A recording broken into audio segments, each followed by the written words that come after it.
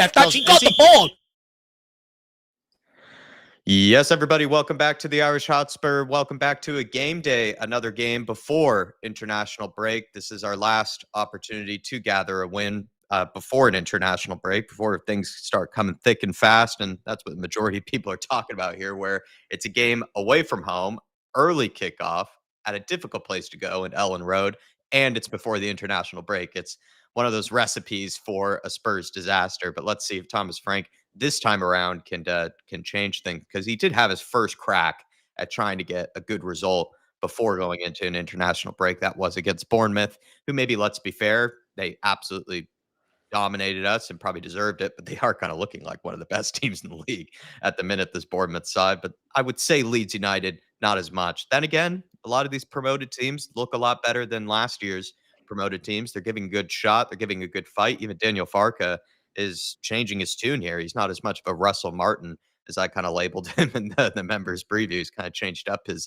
style a little bit to potentially survive in the Premier League. But let's get into this one here. We do have the lineups, of course, in front of you guys, as well as Leeds' lineup once it flips over to that, if you want to take a look at it. But we do have Vicario in goals, Pedro Porro at fullback, with Destiny Udogie coming into the team. I think most of us expected that. Mickey Van de Ven and Christian Romero in the back line, with Joao Polina and the new man with a new contract, Rodrigo Bentancur. I know a lot of people wanted this guy, though, to be benched. I can understand. He hasn't necessarily had the best of performances. I am one of his big backers, one of his big defenders, so I do hope he has a good game today. But I can't acknowledge that maybe he hasn't had the best of sort of campaigns this season. He's had some really good games, and I think he's had some poorer ones as well. But Joao Polina has been a pretty consistent force in that midfield.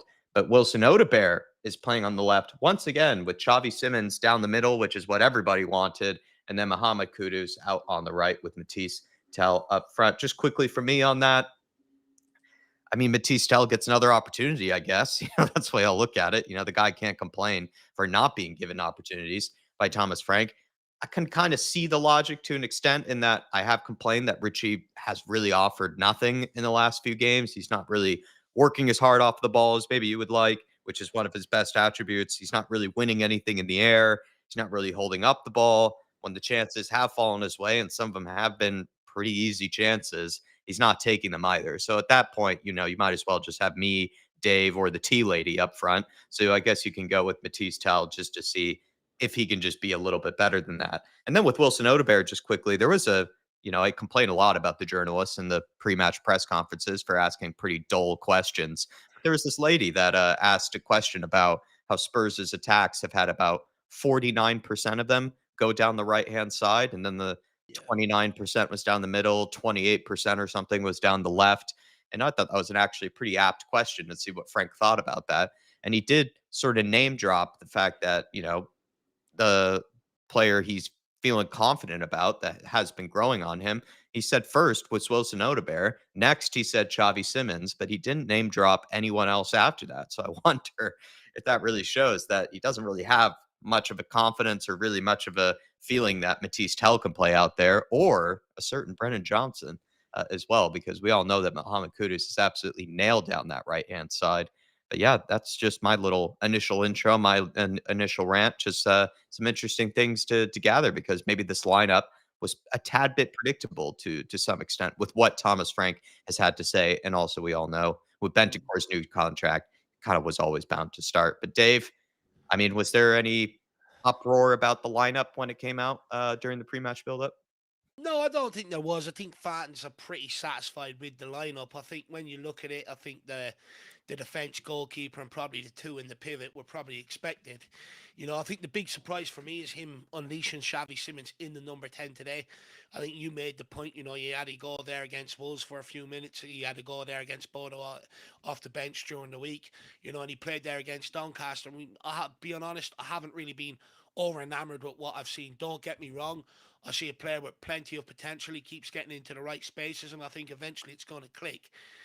But again, I think we put too much on his shoulders to solve all of our problems going forward with him coming in. However, today's a massive opportunity for him to cement himself in that number 10. The only way, a manager's not going to keep giving a guy, a run in a role if he's not producing. So it's up to Xavi Simons to produce today. He's been given minutes in there. He hasn't been great, so he has to produce today. But in general, when you look at that lineup, Jack, I think it's a very attacking lineup. I think Yeah. as much as I like Jed Spence, and believe me, I love Jed Spence. I love everything about him. I love his character. I love how cool, calm, collected he is, and stuff like that. But in recent games, I've sort of noticed going forward, he hampers us. And what I mean by that is you go back to the Wolves game when he played down the right hand side. Kudus didn't look anywhere near as good, and we didn't look anywhere near as threatening down that side when Jed Spence played because he doesn't like getting forward and overlapping. Down the left hand side, as you've seen there against Bodo midweek, didn't really get forward. But as soon as Destiny Adogi came on, he started getting forward, bombing past Udabur, which what he done then, he actually took players with him, which actually gave Udabur a lot more space to be able to work in and go and try and create. And guess what I'm saying is that Jed Spence isn't doing enough going forward, or isn't maybe getting on the overlap as much as he should to pull players away from these wingers to give them the space to operate in. So having Destiny Adogi and Pedro Porro either side, I think two attacking fullback options. And then you look at Simmons in the number 10. Many fans have called this. You look out on the right hand side, you got Mo Kudos. We know the trouble that he possesses. Wilson Odegaard being given another opportunity down the left with Matisse Tell up front. One thing we should see is they're all capable of being able to take the ball in, get it under control, and link up. Now, I know we haven't seen that in general so far, but the ability is there to be able to do that. And I'd argue this is one of the most attacking lineups from Thomas Frank that I've seen this season. Mm. And for me, the game plan should be to go at Wolves and get 3 points today. At the end of the day, I get it. Wolves haven't lost at home in a year. The weather today is absolutely horrific up there. It's windy, it's rainy, it's a 12:30 kickoff. Everything is there for another banana skin, a potential slip up for Tottenham Hotspur. But the reality is, after slipping up against Wolves, after slipping up against Brighton, after slipping up against Bournemouth, we can't slip Or up here Bodo. today. Yeah. We have to go and win today. This game is about winning. We haven't won before the international break, dating all the way back to October 7th, 2023. This cannot continue. At some point, we've got to break this curse. And I think it's important to do it now, Jack, because I think it's the perspective off the back of coming off this or heading into this October international break. If we win today, we propel ourselves inside the top four. Everything looks rosy in the Rose Garden, and you're looking at it and going, okay, there's some minor issues. There's some issues there, but if Thomas Frank can find the solutions, we can go and compete. Across all four competitions. If we lose today, we fall a bit further down the table, and all of a sudden, people start pointing to the warning signs in the build-up to the international break. So I think a win today is absolutely vital. In terms of how Tottenham look heading into the international break, how Frank looks heading into the national break, and how Frank's opening start to the season is sort of viewed by Spurs fans. Because the way I see it, this October international break, we usually go into the run off the back of this, and we absolutely can't handle it. Yeah. It's where all the wheels fall off. It fell off under Jose, Conte, Postecoglou, and Nuno as well. All troubles from October onwards. So for me, I think a win here is absolutely crucial, just in terms of building momentum and giving us hope coming off the back of the international break. Because how we look right now, a lot of our stats have been fluffed up because we haven't played anybody of any real caliber, bar Man City. All the other big teams have all played each other, all had big games in the Champions League, etc.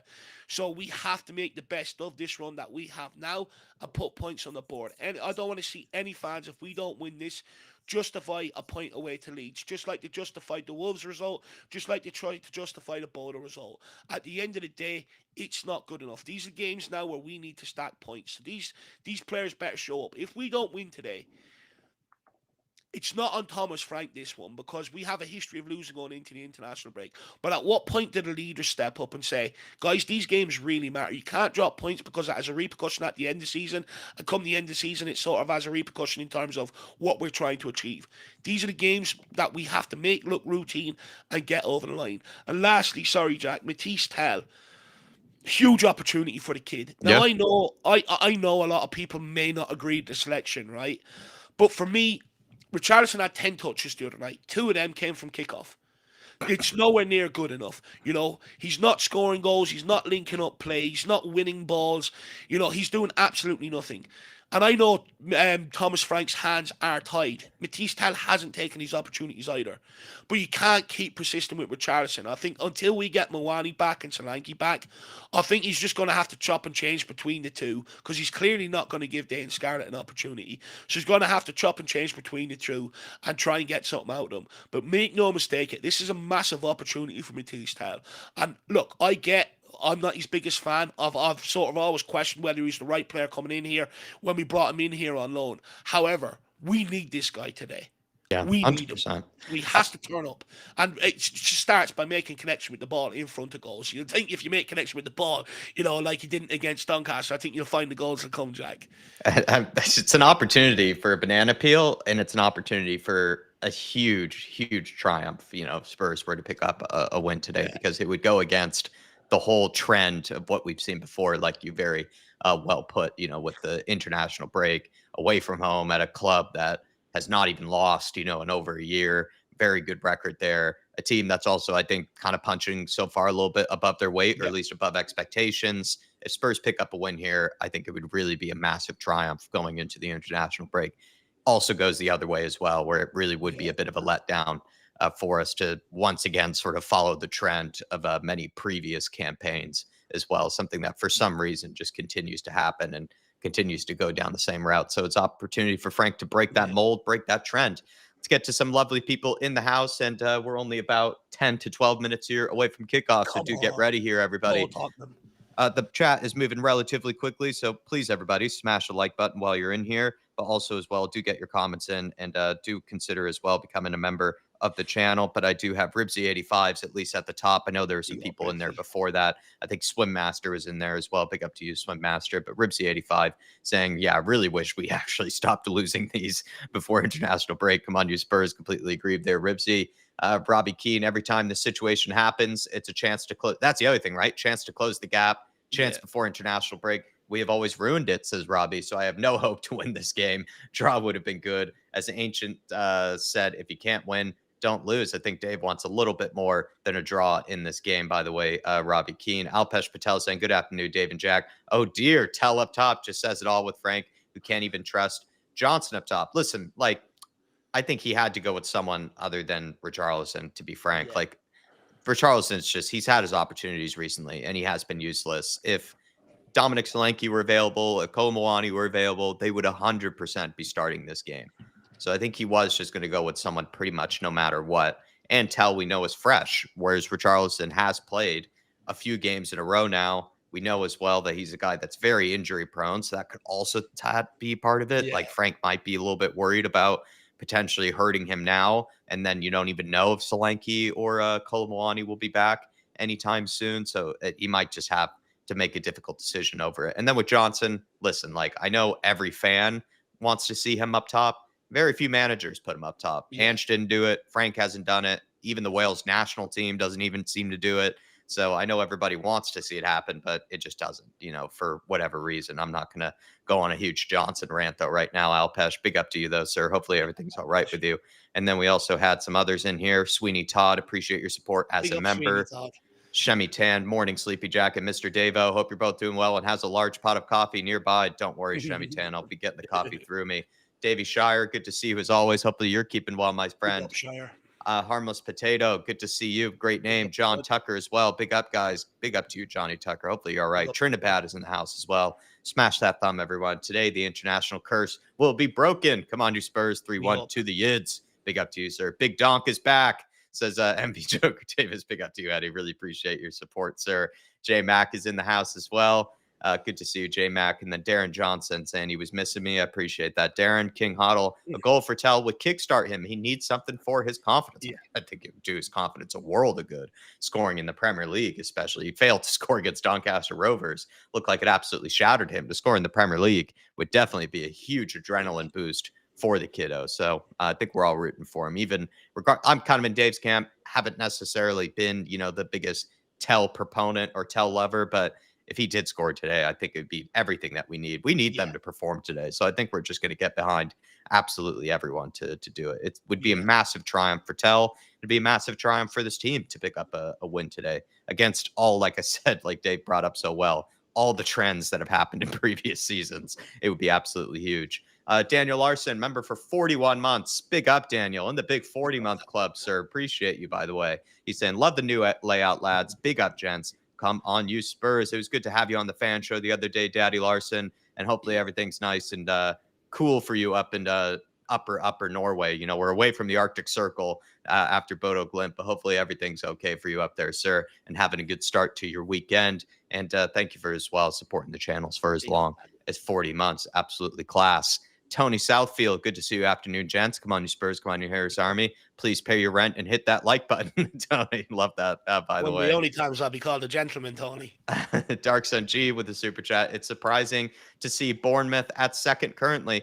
I think this season has shown, once again, just how competitive the Premier League is getting, right? Where there are these teams that don't play in Europe, like Bournemouth, Crystal Palace, I guess to an extent are, you know, in the Conference League, but you just have so many teams. Fulham, maybe a good example, actually, right? You have all these teams that are actually secretly quite difficult because they only play once a week. They have decent enough squads, good managers as well. And then they end up being, you know, kind of a bit of dark horses might be a bit kind, but some version of that, right? Where they do kind of pose more of a threat than they would have in previous campaigns. And it just kind of shows that every game in the Premier League is not easy. And also even the promoted teams this season, like have all been pretty good for the most part as well. So I think that's just kind of been the big surprise about this season. It's just everyone looks relatively competitive, maybe bar West Ham and Wolves, really to an extent, you would say. Most of the teams have been looking very competitive, Dark Sun G. So credit to Bournemouth and credit to Crystal Palace and all these sides that, yeah, definitely are going against the odds here. We'll see how it unfolds, though, later on down the campaign. Artist T with the super chat. This was kind of a super chat that he probably felt like I didn't answer well enough. Curious what you might think, Davo. He's saying, said this yesterday, but want Dave's take on it. If we don't beat another bang average side, it'll get toxic. Frank will get the blame and lose fans. And in my opinion, wins versus Chelsea and Arsenal will be the only way to win them back. Yeah, look, I sort of see the point that he's making. Like, in reality, we can all sit here and say, oh, we're going to give him loads of time. The reality is, if you're not winning games of football, the pressure starts coming on the manager. And that's just the reality of it. And, you know, I've already been surprised to see, you know, in general, across the board, so many questions being asked of Thomas Frank already and stuff like that. Because the narrative when we signed Thomas Frank was, you know, a lot of people are going to give this guy time. But like I've said, unfortunately, at this level, time is a luxury, and you don't get that. You got to start producing results. So fans will naturally start getting fed up, especially if we're not playing well going forward. You got to remember the DNA of this football club. There's many fans like me and older, even younger fans. We've all watched some great attacking players at Tottenham Hotspur. So one thing we won't tolerate is lackluster going forward. You know, you look at the clean sheets; they're drying up. You know, we haven't had a real good performance in about 5 or 6 games now. You know, so all these things will start being asked to Frank if we don't win today.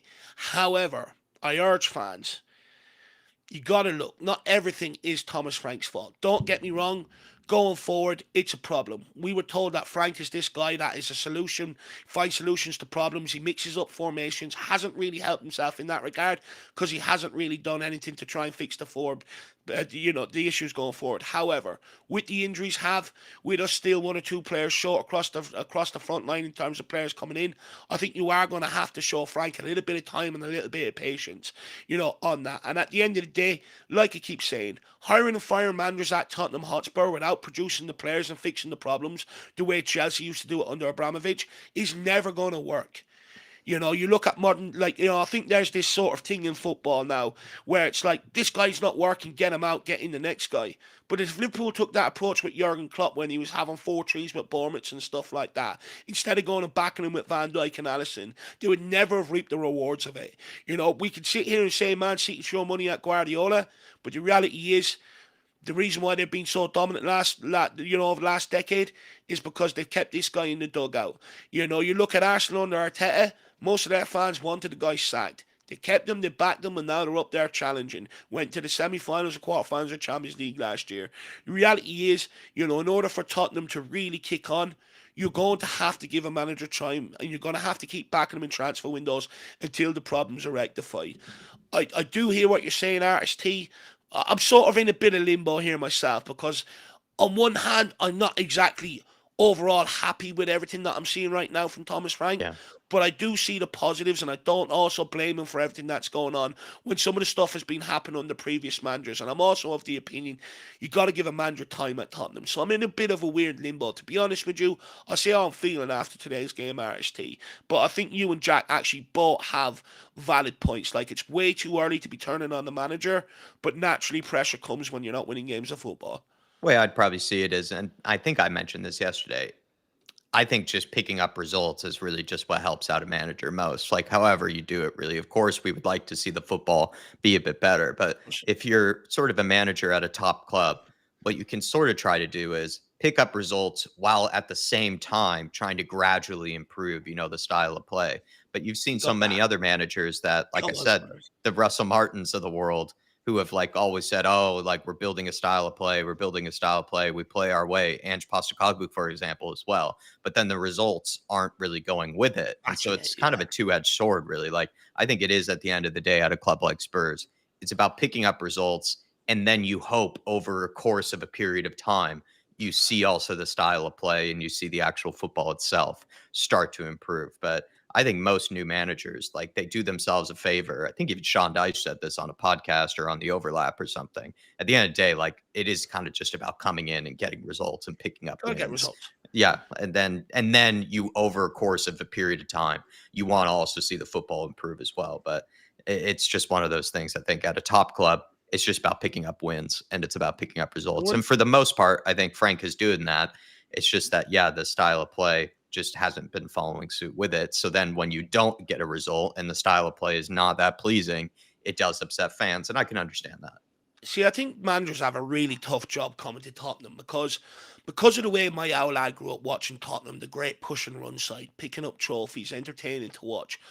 And I grew up watching Tottenham sort of going take the shackles off and go and try and win games. Yeah, we may have conceded a lot and might not have always been on the right side of the result, but we've always had it going. I think managers, so when we bring them in here, they're sort of caught in the crosshair. We don't really like someone like Frank Jose Conte. No fans really have given the defensive managers at Tottenham a real chance to get their feet in at the door, make sure we're solid defensively and then look to build that attack because we expect our football to be played a certain way because of the DNA of the football at the football club.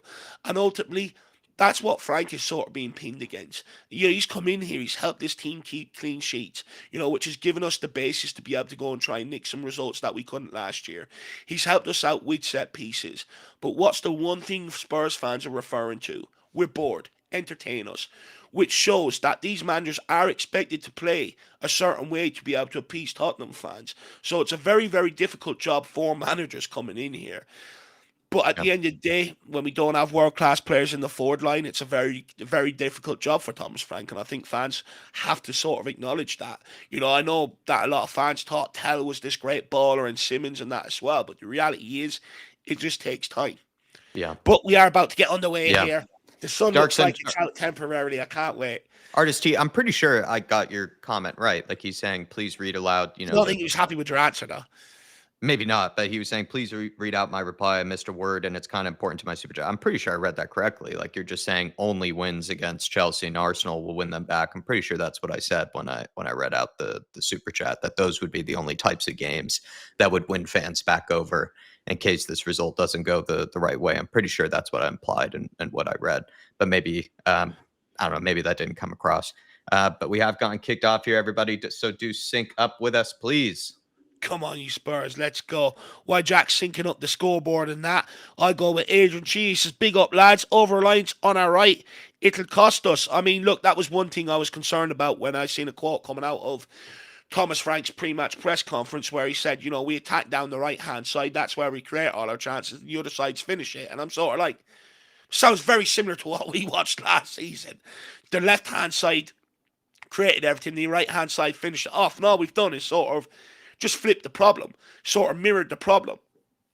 And for me, that's an issue because, like many predicted last year, it becomes very predictable, very easy to read. So Thomas Frank is going to have to find answers to that. I suppose the only difference is we are a lot more threatening from set pieces, which also gives us that extra added ability maybe of an avenue to goals where we're not just overly reliant on the right-hand side per se. But that quote did worry me, and one that will be coming back to bite him if he doesn't get this front line moving. Well done, Mickey van der Ven. Great challenge. But big up, Adrian Shria. Definitely agree with you on that one. A Dark Sun G says, I hope Simmons and Kudus finally scores today. Come on, you Spurs. Look, Simmons, Kudus, Udebert, Hell, Bentancur. I wouldn't mind any of them scoring. I wouldn't mind if Romero scores, for it to actually be allowed this week as well. Dark Sun G, that would be nice. To be honest, I actually don't even care who scores. I just want to win today, Dark Sun G. I want to get the 3 points on the board. I'm sick of going into international break, everything doom and gloom. I need to win, my man. Leeds I pumping would it love along. to see Kudu score, man. He deserves it. That's the way I see it. And then Xavi, it would do his confidence a world of good as well. Let's go, doggy. You don't Out need to wide run to it Wilson. through the first feet. Down the line to Destiny. Can he whip it in? Looks to sort of whip it in nice and low. Almost got there to Matisse. Good crunching challenge from Bentancur. Bentancur, lovely challenge that. Oh, let's see what we can do here today, guys. Run them likes up. Let's get behind the boys and see if we can, get 3 points on the board today. I don't think it's going to be easy. I don't think it's going to be routine. We're probably going to have to grind a little here. Let's see what we can do. Well done, Mo. Risky. Van der Ven. Good ball out to Destiny Doggy. He's looking for Wilson Odebur. He doesn't really want to show for it there. Oh. By the way, guys, I'm going to try and do my best to remain calm today, actually, for as long as possible. I'm aware in the last couple of watch-alongs I've probably gone a bit early in terms of getting angry and frustrated. However, upon reflection, I was right too, considering how we played for the whole game. However, I'm going to try and show a bit more element of calm for you, because I did one thing I did take in consideration. It mustn't be nice for the likes of Jack or you guys at home continuously hear me screaming down the mic when you're wearing earphones and stuff like that. So I'm going to try and be calm today. Calm, Dave. Concern at a lower volume. Yeah, consider it, Dave, today. Go on, Wilson. If we score, though, I will scream. Just warning you. Yeah, that's a guarantee. Get there, Romero. Oh, Robbie. No. Pedro. I felt like Pedro could have gotten there. Yeah, he could have maybe committed pulled out a little bit. Yeah. Don't let him skin you. Poro, it's too easy, man. I'm sick of this guy getting skinned one-on-one every opportunity. He's so scared. Can he just get out there and be a man, front up? The reason why he's getting skinned is because they know he's scared of him, so they're just running at him all the time. Big up, Rain. Good to see you in the house. Lauren, Deb, Swell, King Hodder, Stevie D. Good to see you. F that, Dave. Cam sucks it. It don't suit you. We'll see, Stevie. We'll see, my man. It's like he's rocking a whole new style. He's wearing a sports coat, blazer. It's like, nah, Dave, you're tracksuit manager. I was just thinking about this last night. I was like, maybe I just need to show a bit more. Oh, no. Lord. Jesus, how is he getting such a free shot there? Also, big up Lowland. Good to see you. And also, big up Cal Brown as well. Good to see you, man. Such a free effort there. Who's picking that up? We're lucky he didn't connect with that. Joe Rodon. It's written in the stars, isn't it, for him to Archie Gray. Yeah, the Archie Gray, Joe Rodon derby. I hope he gets minutes to the Archie Gray off the bench. He deserves it, actually. He had a bright cameo off the bench against Bodo the other day upon reflection. Sir! Go on, Matisse. Go on, Matisse. Looked like Pedro got taken out there. A bounce of the ball did not help Matisse tail out there. If that just bounced straight, he was in. Doesn't look like it's raining, but apparently it's really strong winds. Is that right? At the minute? They're in the middle of the same storm we are at the minute, Jack, where it's fucking Storm Amy, blowing a gale, strong winds, was pissing rain. That sort of calmed down a little bit. This is that sort of calm sun you get in the middle of a storm every once in a while. But corner flag does look like it's taking a beating out there with that wind, so yeah. Maybe it's even more important today to keep the ball on the ground. Please don't let Leeds settle and get in possession, please.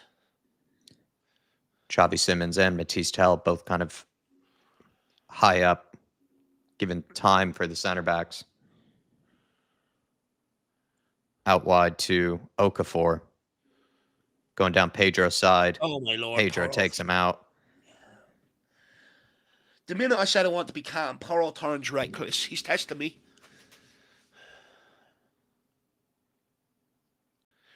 It's just put your foot out to win the ball, man. Kind of just steps across him, steps in his way. Steps across and takes the man out. Spurs crosses, Dave. Don't let others tell you how to back your team. Scream all you want. I will be. No, fair point. Fair point. Larry Dev says Dave is mostly right. Big up, Kulu, sexy football as well. Good to see you in the house. Hopefully you're keeping well, my man. It's nearly time for Kulu to be back, baby. Leeds with an in-swinger. Come out, Vic. Oh my God. Fuck, Vic, Jesus Christ. fucking hell, man. Yeah. Take him out of goals. Get Kinski in. I'm sick of him now at this point. Just didn't even read the flight of the ball, did he? No. I don't even think he wanted to go and punch it either, though, Jack. That's the sickening thing about it. Just playing. And now look at him telling everyone else to calm down. I mean, how are you telling people to calm down when you just made the error you had? It's a classic Vic. It's a classic Vicism. It's a dire Sanchez sort Oh, of my thing. Lord. It was Joe Rodon as well, nearly scoring. Oh, my God. He's completely in no man's land. We're lucky that didn't bounce off the inside of the post as well. We're lucky. We're lucky because whoever's marking him didn't even compete either. Vicario's got away with one there. I mean, if you're not sure of the flight of the ball, don't come. Just don't come. Anyway, why is he coming when he knows he's crap under the high ball anyway? Just stay on your line. That and there's no way Joe Rodon's scoring from there if you stay in your goals. Like, the only reason he is scoring that is because you vacated your position there in the goals. Like, you never would score from that angle. It's already not a good start by Tottenham here. You're already two sketchy moments. Times. Two set pieces as well, actually, ironically, that we're struggling to defend. Udogie, good cut inside. Bentancur comes out to Odebear. Sir! That's one progressive pass for Bentancur today. Sorry, Xavi Simons. Take note of that at home. Bentancur out wide to Palhinha through the middle here.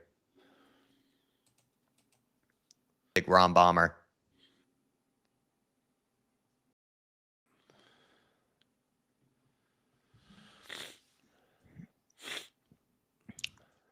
Van de Ven. Both Leeds and Spurs almost doing the same kind of mid-block at the minute. Could be a cagey game.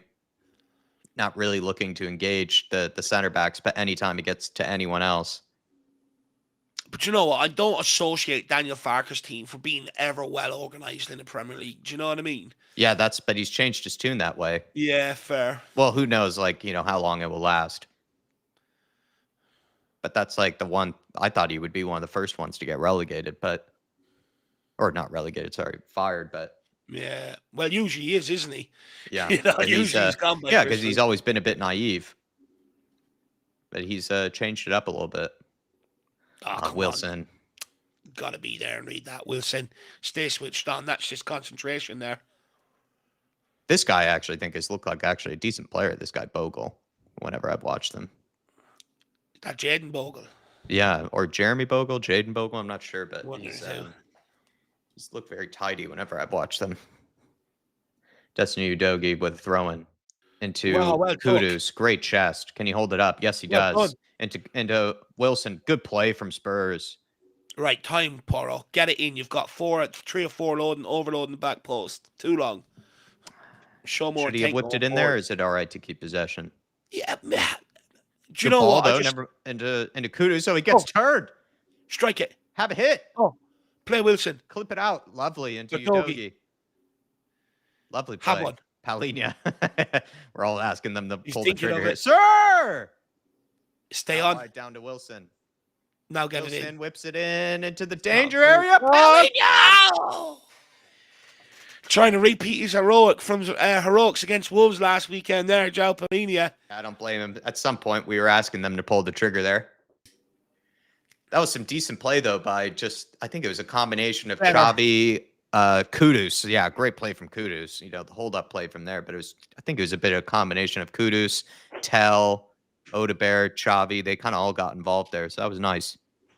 Much better there from a Tottenham perspective. Just moving it quickly. And also what we've seen is, plenty of the recent games, one of them just ends up, Jesus, Vic, man. One of them ends up sort of misplaying the pass or, having a poor first touch and then the move breaks down. There, they actually all sort of were tidy on the ball, which we just haven't seen in recent games. A bit more of that, and we'll score from open play today for sure. I mean, it's really low standards. I feel like when I'm even talking about, that's why I've been kind of ranting about. Like sometimes I'm like just executing the simple basics of a good first touch and a simple layoff. But that's what we done there. You're absolutely spot on. Good ball. Ah, good idea from Pedro. Now I've got my water bottle filled up as well. Spurs water bottle. Look at that beauty. Thomas Frank's not happy with something. Probably saying we're going too far forward and getting nosebleeds. Van de Ven. Palhinha into Romero. Romero picked out that nice pass into Kudus earlier. Can we find more of them balls over the top rather than everything to feet? Just to give us a point of difference. Palhinha tries one. Oh yes! Kudus is in. Get your head up. Get your head up. Oh, how is he getting beat for pace there? Yeah, you're spot on. Well how done, is he Pedro. getting in there? Oh, unlucky. Come on, get the pressure in. Don't allow them out. Romero, well done, what Romy. a monster. He's an animal. You need to pull his grind doing that Kudus, take him on, son. Skin him. Go on, Mo. There you go. Whips it in. Good ball. Just don't really have that presence. No, with Tell there, it's going to be hard to win those. Palhinha. Great play. Oh, unlucky. Unlucky. Got to turn that over. You got to turn that over. Don't let them out. Romero again. Animal. Don't you dare, referee. It's a good play from Romero, and then someone else out wide there that I'm just surprised Kudus got beat for pace there. Like, of all the times, he usually never gets beat for pace. Usually I don't know what that was. Big up, Mako80. Good to see you in the house. We've also got Brett Glockhead says, waiting for the magnets. We've got Robin says, says, stay positive. Find the good stuff. And then we've also got Harmless Potato. Good to see you. Ed Sweeten's back with us. David and all as well. Good to see all you guys in the house. Come out, Vic. That ball is just skidding off the surface. Yeah, that ball is moving. I mean, he either really overhit that or that is a lot of wind pushing that ball. And like you say, yeah, a bit of rain on the grass. In these conditions, the ball's just going to skid. It's not like the old pitches where you get puddles. You know, they've all got underground drainage now and everything else. The ball's just going to fly off the surface in these conditions. That's why I would say if you are going to shoot low into the corners today. It's ideal for it. Yeah. It's going to fly in there. Oh, good take. Oh, someone help him. Get close to him. Battle of the long hair between the managers tonight. Probably talking. We probably all think they're talking tactics and everything else. They're just talking hair gels. Oh, go on. Kudus! Yes, good ball. Wilson. Take him on. Wilson. Left foot. Oh, no, go down. You got to go down there. Hook your foot. Yeah, just swing it with your left peg. Oh, it's a great ball. Was that Kudus that broke? Played it. Unbelievable. You're just thinking, did Wilson Hotspur have the pace to get away from the centre-back? Done well to stick with Wilson. He's not the slowest of players. I'm just thinking once he cut inside there, I'm almost sure the defender sort of made contact with his foot. He should have went down and asked the question. Yeah. Well on Van de Ven, well mopped up. Kudus, though, the strength to then hold off the guy because they were trying to pull him down there, and while he's playing that through ball, just the strength that he showed.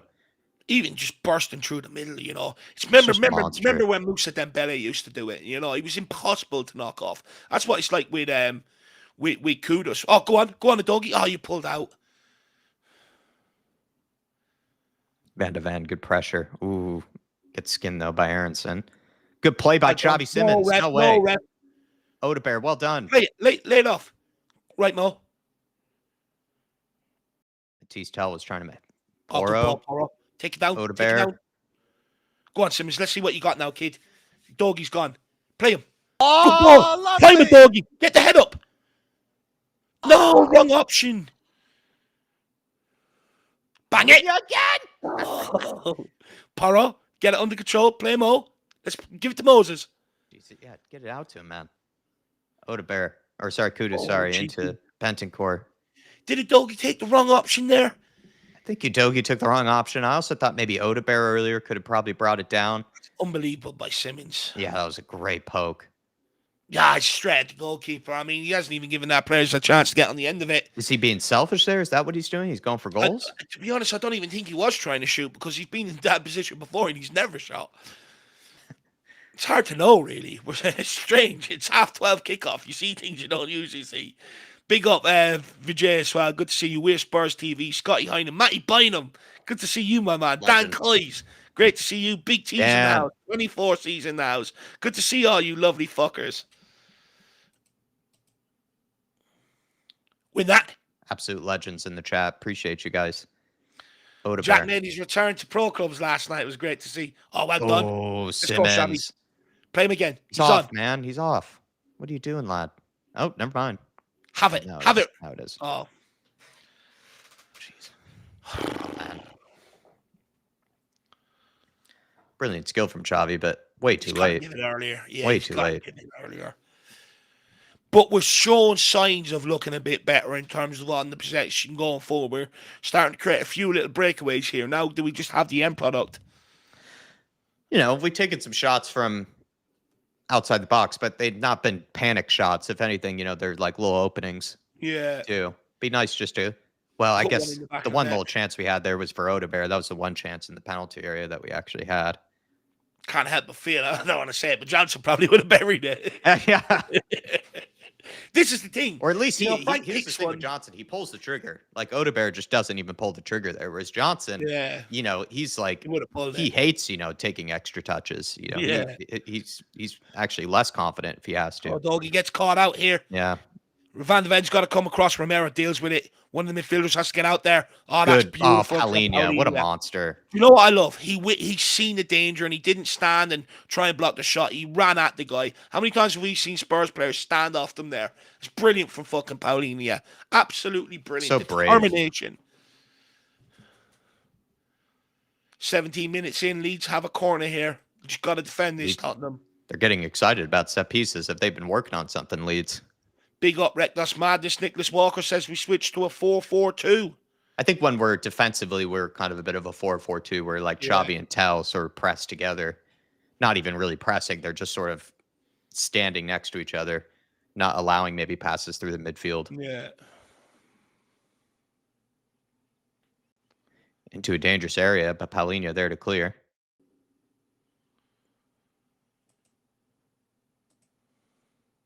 See Vicario in the background pointing and shouting.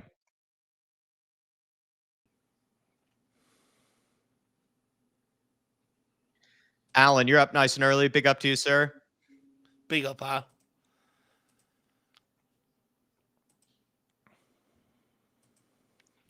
Just deal with this set piece. God, everyone's doing long throws. Oh, no, that it's is bouncing around. bouncing not in a good area. Cleared away, though. Oh, Get out there, Cootie. Good pressure. Someone else match it now. Get there, Xavi. Oh, Lovely go on, Xavi. touch. Yeah, Paul. Go on, Lovely Xavi. touch. Go on, kid. Go on, kid. He's got to wait for options. Yeah, no one there. No one Good really getting composure. forward. Good That's composure. good play off from Xavi. Takes two players out of the game there. Romulus, get out to Porro. Get your head up. Too long.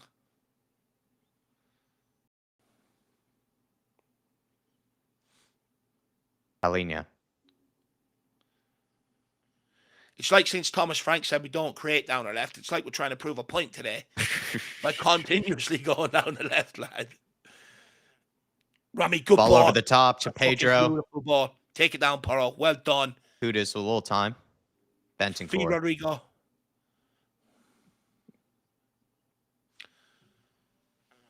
Porro taking their time. Van de Ven. Good ball into Simmons. Go on, Drive Sam. at him, kid. Drive at him, kid. Go on, kid. Sir! Penalty. Penalty. Let's have a look at that. VAR. There. He's there. Well, he hasn't looked for it. Maybe Went down there a little easy, or he might have tripped. maybe he slipped. Could have been one or the other. RST, he's too weak. RST is like Roy Keane. Good touch by Udogi. Right, Wilson, you can't lose it here, kid. Gotta hold it. That'll do. Good play. Go on, Matisse. Yeah, there you go. Go on, Love it, Matisse. That's all right. Keep working, kid. Simmons throwing his hands up in the air. He looked unhappy there about something.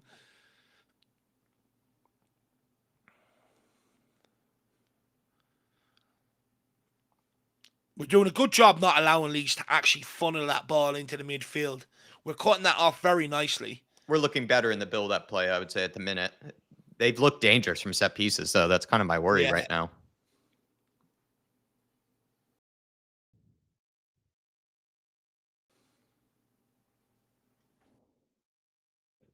Come on, get the press on. Well done, Kudus, good pressure. Absolutely barged into that player there. Maybe a little too aggressive. Hope he hasn't caught him high here. Look at that wind out there. Yeah, you can see it on the player's jersey. Oh, that's nothing in that. Game's gone. Nothing high in it. Just sort of too late on the challenge.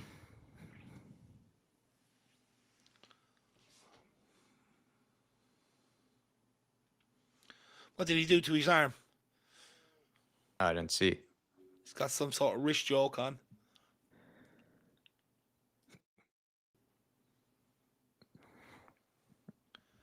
Leeds trying to build up down Tottenham's left here. Force him backwards. Good play. If we can just turn over one of these, we're in on their goal. Go on. Yeah, we clearly don't want them to play through the middle. We're forcing them out wide. Ball over the top, though. Deal with this, Pedro. Oh, well done, Bentancur. Lovely touch. In behind. Come on, let's go. Come on, kid. Get your head up. Come on! Who said this kid was lacking in confidence? Oh, what a goal! His only chance of the game. Come on, kid. Matisse Tell is on fire. Your defense is terrified. Tell is on fire. Ooh! Na na na na na na na na na na na. Come on, my Lord, Matisse. Come on, son. What a finish. I didn't see that coming. Finish. I didn't have that on the calendar. So many fans have ridiculed Bentancur. Can we praise him for what he done there, by the way, in terms of getting up in that ball? I think Mo Kudos played it in behind, and Matisse Tell does the rest. He just absolutely bangs it. Did it take a deflection off the defender's foot? I don't really care. That's what you need, though, as a striker. It's what you need. That's what you need. As long as you hit. See, you just do the right things, your luck will come. Oh, that's beautiful. It takes a nasty deflection, but it's exactly what you need as a striker. Get in, pick that one out. Come on, boy. Has anyone got a song for Matisse Tell? Let me know. Time will tell. Come on, boys. That's exactly what the kid needed. Oui, sir, says Jake. Exactly. He just needed my support. I changed tune with him today. I said, I'm going to support the guy today. What a strike. Unbelievable play by Rodrigo Bentancur, though, in the midfield to turn that over. And then Kudos, first time balling behind. Jesus, don't undo all the good work. Well done. I wasn't looking. I had to update the score. Ball was bouncing around there. I just wasn't looking at the game. And then I heard your voice change all of a sudden. I was like, oh, no, please don't. Oh, no, Porro, you got skinned again. And over the hit on the cross. Gotta love a deflection, says George. Yeah, 100%. You take them right now. But that's what you get as a striker. When you get the ball out of your body and you have shots, you know, I presume, I would average, I think about 20 of your goals over your career are all deflections anyway. Seriously. You know what I mean? Fair point. Good ball for Tell. Good endeavor. Maybe if that was for Kudus, he could have gotten there. But, I mean, the other thing, too, though, really, like, it's kind of what Spurs needed, because you think of all the chances that we have wasted in previous games, right? And then that's like that's like not even really a half chance. You know, he's being closed down by 2 or 3 players. In a sense, he kind of just has to pull the trigger, and then it flies into the back of the net. It just shows that football's a funny game where, like, you're wasting all these better chances, and then that's the one that goes in for us. Well, I think done by Romero. The reality, what I love about football is you're only one game away from changing the narrative around yourself. Do you know what I mean? Or changing your fortunes. That's the reality of it. That's what I love about football. You were only one game away from changing everything. Oh, no. Absolutely picked. Don't allow it. Jeez. Oh, we are so lucky. Come on, Bentancur. This is the thing, though. We didn't need to go backwards there. Xavi Simons, though, he went backwards when we literally had Odegaard flying forward there. I don't know why we went backwards. We played ourselves under pressure. Bentancur, that's on you, though, mate. It's just being too lackadaisical with it. Thank God Calvert-Lewin is absolute trash. They're trying to look for a penalty there. That's disgusting. No, he's honestly hot garbage. Ever since he done that photo shoot wearing a skirt, he's never been the same. I think he's one of the most wasteful strikers I've ever seen, Calvert-Lewin. Right down the line. Good ball. Good ball. Oh, great ball. Let's go, He's in doggies. behind. 3-on-3. It's 3-on-3. Have a Come shot, on. kid. There you go. Kudus! Oh, my Lord, Kudus, man. Oh, that's Moses. wasteful. That's wasteful. Oh, I nearly got to sing my song. Oh, that's wasteful from Kudus. Oh, that's a half chance. That is a good chance. God, close. He's got to take a touch, I think, as Yeah. well. No, Oh, he's not hit even that close. first time. Take a touch, cut inside, settle yourself. This That is should be much 2-0. better though from Spurs. You know, that ball there, it's a ball over the top. We're not In playing behind. everything to feet. A ball in behind. You know, we got one that came short, a runner in behind, like I was telling us to do on Pro Clubs last night. Works an absolute bloody trick. That was beautiful from Destiny Doggy, that run. And whoever played that ball, it was a great pick. See, we've Mickey. Kudus, that's frustrating though, because like I feel like we've all like said, oh, he deserves a goal. You know, look all his hard work, and it's like, come on, man, that's like the chance that's your chance there. Yeah. Now I can't really complain about him not getting opportunities, you know, to score. That's one of the better chances we've had. Just you're right. Just take a touch, wrap it into the corner, lad. Compose yourself. It was a great attacking move by Tottenham as well. What a bull ring Ellen Road is, says Davy Shire. Big up Davy Shire. Big up Davy, bull ring. Good to see you, me. Good to see you, man. When that well Good done. clearance. Go on, Shabby. Bentoncourt with the clearance there. It's a good start for Tottenham Hotspur. The opening 27 minutes. I've been pleased, happy enough.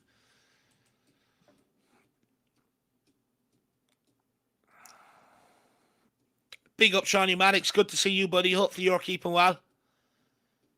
Big up, Sean.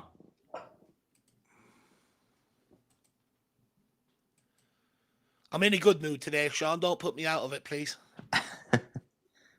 Jeez, we're flying in with some of these challenges. Well done, Pedro. Unlucky. Just keep forcing them back. Oh, come on. That's gone out of the way, surely. Thank you. Let's go. They're bang average. Let's go. Let's go and get that second. We'll kill these.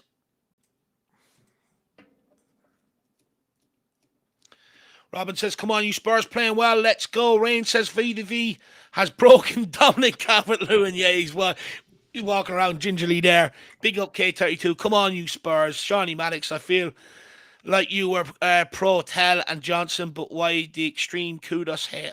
Oh, that's not directed towards us. I think that's directed at Laren Deb. Oh, let's go. Mac. Come on, Xavi. Oh, Odebear. Oh, lucky. Xavi's looked good today when he's got on the ball. He's looked bright. The whole forward line has been all right, actually, you would say. It's just not been as sloppy from the forward line in the build-up play. Terry Lee says, a wonderful pacey game. Easier on the eye today. For sure we are, my man. A lot easier on the eye. Especially going forward.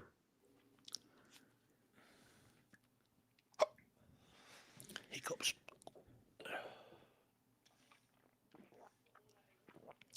Romulus. I love when he slows it down and then just picks out an 80-yard pass. Great ball. Good touch. Good play. Well done, Kudus. Into Kudus. He's got time here. Whips it in. Oh, the bear! Oh, you got a score, kid. He's asking for something.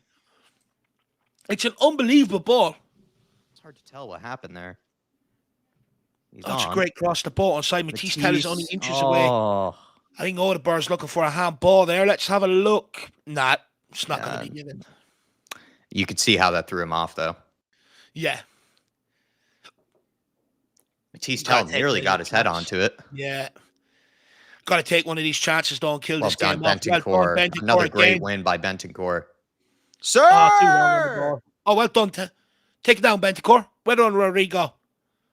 Oh, classic. I lose it. It's not good enough there. Simmons, you got to get back. Well on. Go on, Tell kid. is still Come on, down. burst yourself, kid. Palhinha takes him off. Sure, that he's gone down very easy there. Oh, ref. He's gone down there very easy. Protecting them. King Hud says Hotspur's on it today. He's looking lively that's for sure. It's a great win from Bentancur high up the pitch. I wish we did something a bit more with it. Rimsey, stop whining and put the ball in the back of the net, Hotspur. That's a fair point. Yeah, he's had 2 opportunities. That one is difficult. I think it's difficult, but it's still a decent chance. Well, I mean, the player, maybe he needs to get in front of Bogle because Bogle's the one who kicks it into his own hand. I'm not even sure what Tell. Tell gets back up here. I can't. Hopefully, it's nothing serious because watch Tell. everything unravel when he comes on. If he has to come off, the kid is just getting no luck whatsoever. He took that knock against West Ham, right? Yeah. Let's see if Thomas Frank signals anyone to go after it. Anyone ever noticed that Keith Andrews, the Brentford manager, is now adopting the Thomas Frank hairstyle as well? That's hilarious. He kind of does, yeah. When I think about it, it's like he does, yeah. He's growing it. Just needs he's not the as massive. far along in the process, but he's growing it for sure. Yeah, and he's growing the bags underneath his eyes as well. He needs to get the massive bags. He's not walking. He's not limping too much, Tell. Nah, he should be able to come back on there. It's just a bit of magic spray. Numbing spray will do the job there. Yep, exactly what Shawnee's saying. Looks like contact injury, just needs the magic spray. He'll be ginger. He'll be moving gingerly for a few minutes, but he'll run that off, no problem. Interestingly, they put a doggy at the back here, to try and deal with the set pieces, knowing that Powell probably can't.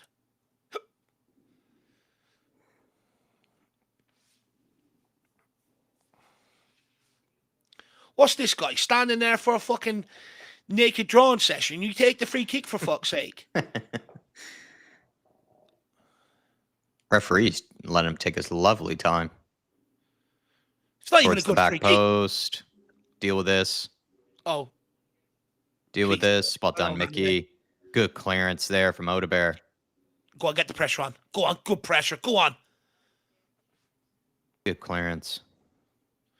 Forced them all the way back to the goalkeeper. Let's set up our mid-block now. Brett saying that should be 6 months possible dead leg. With our medical department, he says.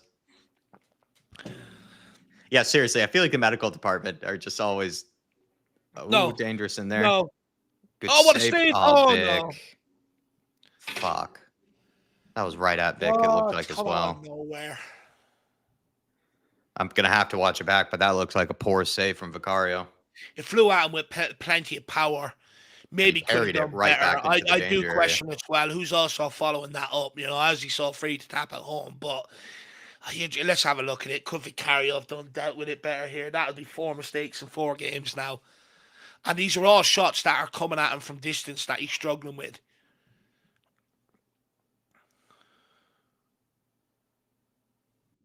Takes a bounce like it. He's took a deflection on its way. He's took its deflection on its way to him. Let's have a look. He's took a deflection. Yeah, but still it's not the cleanest. Oh, but there's a ball on the pitch. There's a ball on the pitch here. That's not great. It's not great from Vicario. Oh no, it's a beach ball. It's not great. He hasn't covered himself in glory. Yeah, you're right. He's got to do better there. Yeah, he's got to do better. Oh, Vicario.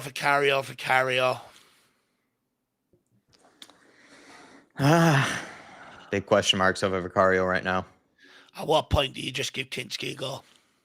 Well, the worrying sign, right, is he was good. But the thing is, worrying sign, he was put in the leadership group, right? Which some people are saying, well, there goes your chance of Kinski. No, it does. It's sort of a voting confidence. But I think one thing Thomas Frank is going to learn about him. Flecken saved the most shots from outside the box last year, or faced the most shots from outside the box, which you assume the way we set up, Vicario's going to suffer similar. Okay, Brighton, edge of the box wasn't good. That one, edge of the box, wasn't good. The 2 goals from Bodo, from around the edge of the box as well. These long distance shots, shooting from distance. He's He's not covering himself in glory at the minute. And at what point does Thomas Frank look at it? I'm not saying Kinski's any better, by the way, or Kinski's even ready, but you can't keep letting the guy make mistakes. At what point do you take him out for his own good, even if it's just for a game or two? I love Vicario, but I mean, I can't ignore it. He's made some absolute blunders in the last That's few not weeks. good enough. That's a shocker from Vicario. I get it. The ball took a little sort of deflection on its way, but it still didn't. It still sent the ball careering towards him. Well, but it was just the parry, right? Like, it's not a good parry at all. Like, it's No. just It's like the one against Wolves, right? Wasn't a great Yeah. parry. I think that was your point, wasn't it? The one against Wolves. Yeah. Is there anyone that's played goalkeeper in their life? I know Sean. Let me know in the chats. Pretty sure Sean would agree that was poor.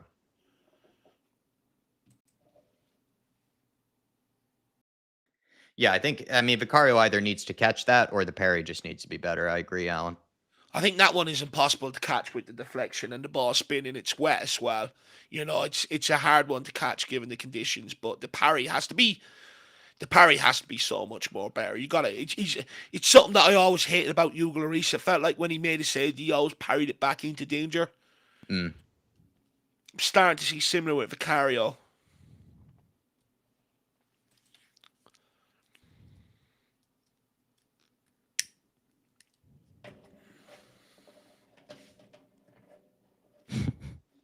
Spur Crow. Any chance of a Leeds player not falling over every time and getting awarded a free kick? Very good point. Thomas Frank is instructing this ball to go along.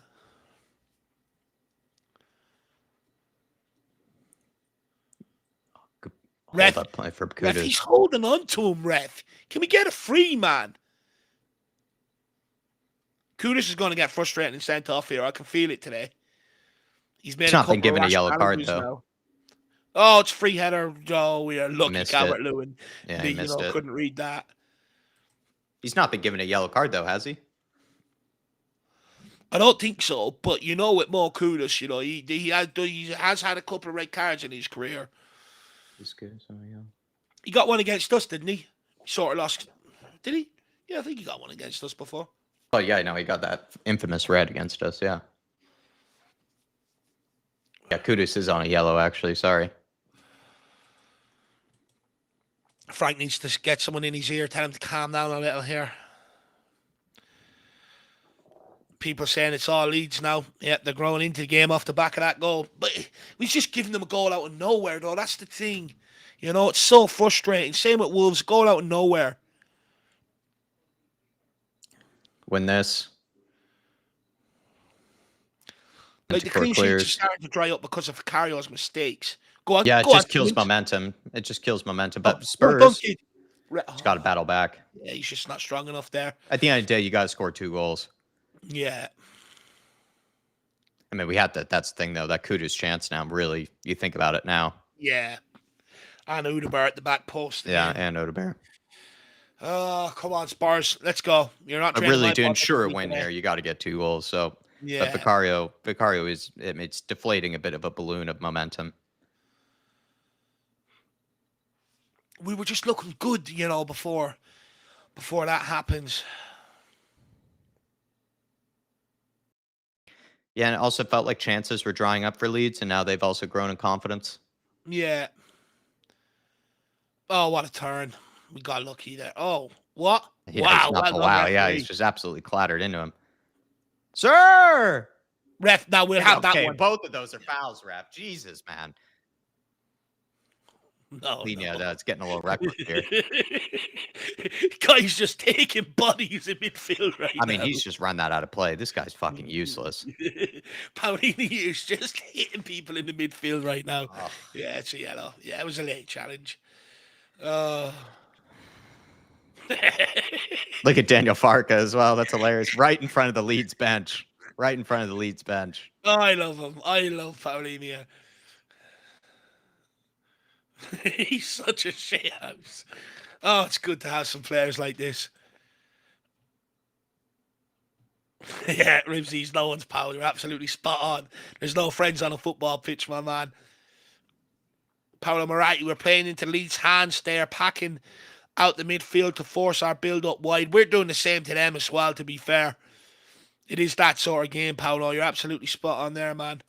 Palinia's nobody's pal.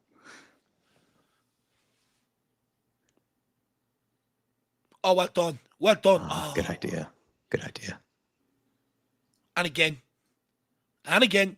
Let's play some head tennis. Oh, way too much chest there, Tell. Jeez, man. What are you doing? Put your whole body behind it.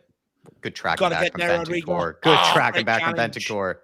Great Unlucky. bloody challenge. And then he's absolutely bundled him over there. Spurs maybe losing their heads a little bit here. Frustrations coming in after the goal conceded, Jack. I would say, you know, you're starting to see it. Kudos, Bentancur, Paulinia. You know, there's a few frustrations now because now Leeds are starting to, you know, starting to field again. They're starting to get on top, right? You know, starting to break away here. And I think you're starting to see some of our players maybe get a little bit frustrated because, you know, if you're some of the better players in your team, you're like, how is this even 1-1 right now? Yeah, I think it's absolutely that. I think it's the frustration of conceding. And then I would agree with what Spur Crow was joking about earlier, but sometimes these Leeds players have been kind of going down very easily at times, and the referee's blown up every single one, apart from that Brendan Aronson challenge. Yeah. You know, they've gone down every time. And then we're seeing Odegaard just get taken out. And Kudus being dragged to the floor, and then the referee saying play on. The referee, I would say, is having a shocker in open play in terms of these fouls. I think he's just no consistency behind these calls. No consistency. So I think it's what you said. I think it's the conceding the goal, but I think then the referee is pissing them off. Oh, no, Mickey, no. Wrong decision. You got away with that. That was lucky. One, yeah, that was lucky there. Oh, he got away with that one. Pretty rich, though, of them to complain. He's a big guy, that guy. He came in from Germany? Stock, you would think so with that name. Either Dutch or German. He's fucking big boy, isn't he? Well held. Ref. What's this guy hate? Oh, Kudus is such a monster. Sir! Ref! That's a yellow, though. That's a yellow. It's got to be a yellow. Oh, my Lord, man. This referee.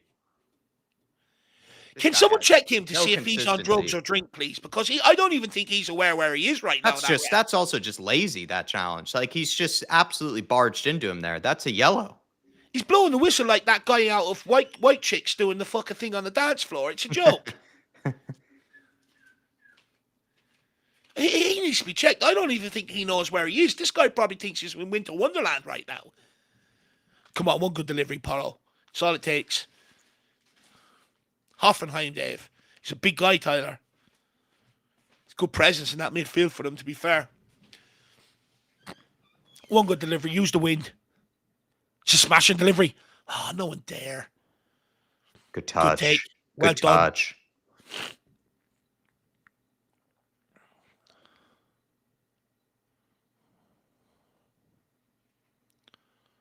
Good touch again. Whip it in. He's got bodies in there. Let it go. Yeah, I agree. Xavi Simons got to whip it in there. He's got Romero in there. He's got a good angle there to whip that one in. Back post.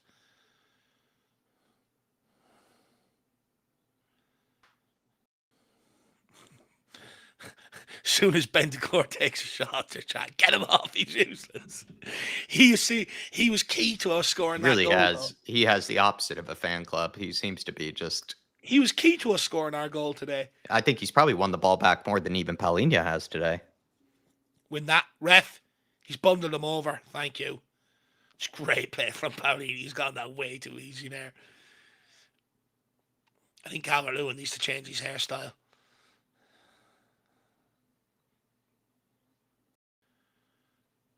Let's see if we can create one more attack here before halftime. Porro, give it to Kudus earlier. Let him cook. Cooking Kudus. Let's go. Come on, chef. Oh, unlucky. Wins the throw in. Chef.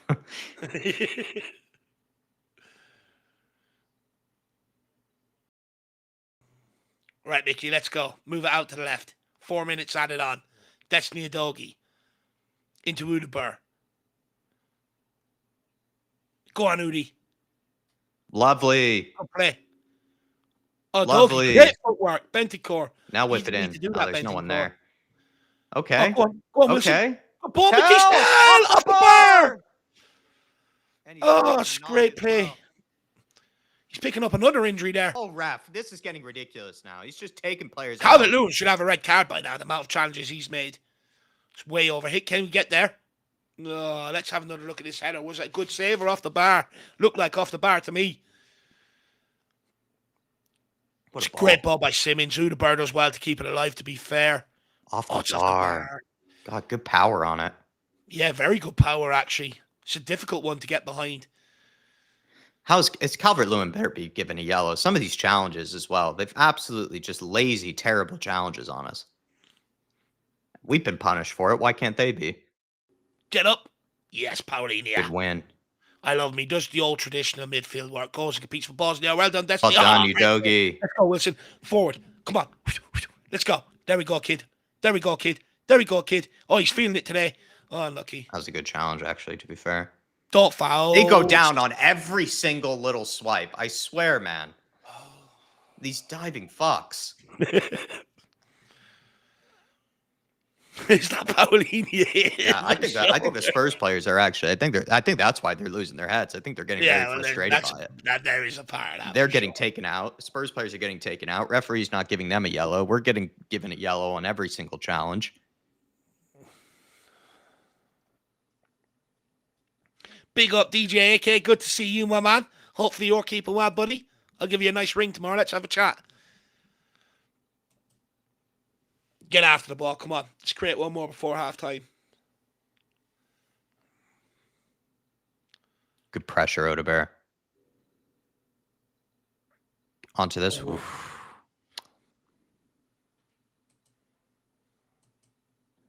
Leeds go long. Just win it. There you go, Romero. Offside. But, ref, that's about 8 challenge free kicks you've given away on that fucking now. Can we get a card? Or is he offside there, Jacko? I think he's offside.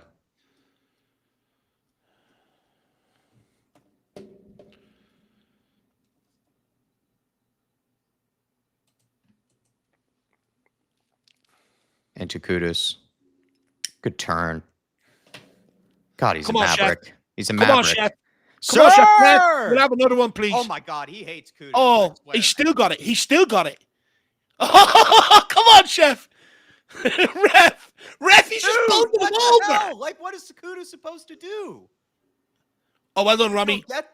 Well done, Pedro. What is Kudus supposed to do at this point? He's just getting taken out time and time again. The referee's telling him to get up every time. Well, he rolled about 15 tackles there. But then every time a Leeds player just gets nudged, he's immediately on them. What the hell is this? Brett Lockhead, where did they find these idiots? I swear, I feel the same, man. This referee hates Kudus, I swear. Honestly, I don't even think the referee realizes he's in charge of a football game. He probably thinks he's refereeing rugby right now. Probably thinks he's a spectator. What the hell was that, though? We could have gotten 4 free kicks there. Especially before the end of halftime. We could have gotten 4 free kicks there. Not a bad half from Tottenham in terms of going forward. I think look a little bit better today for sure.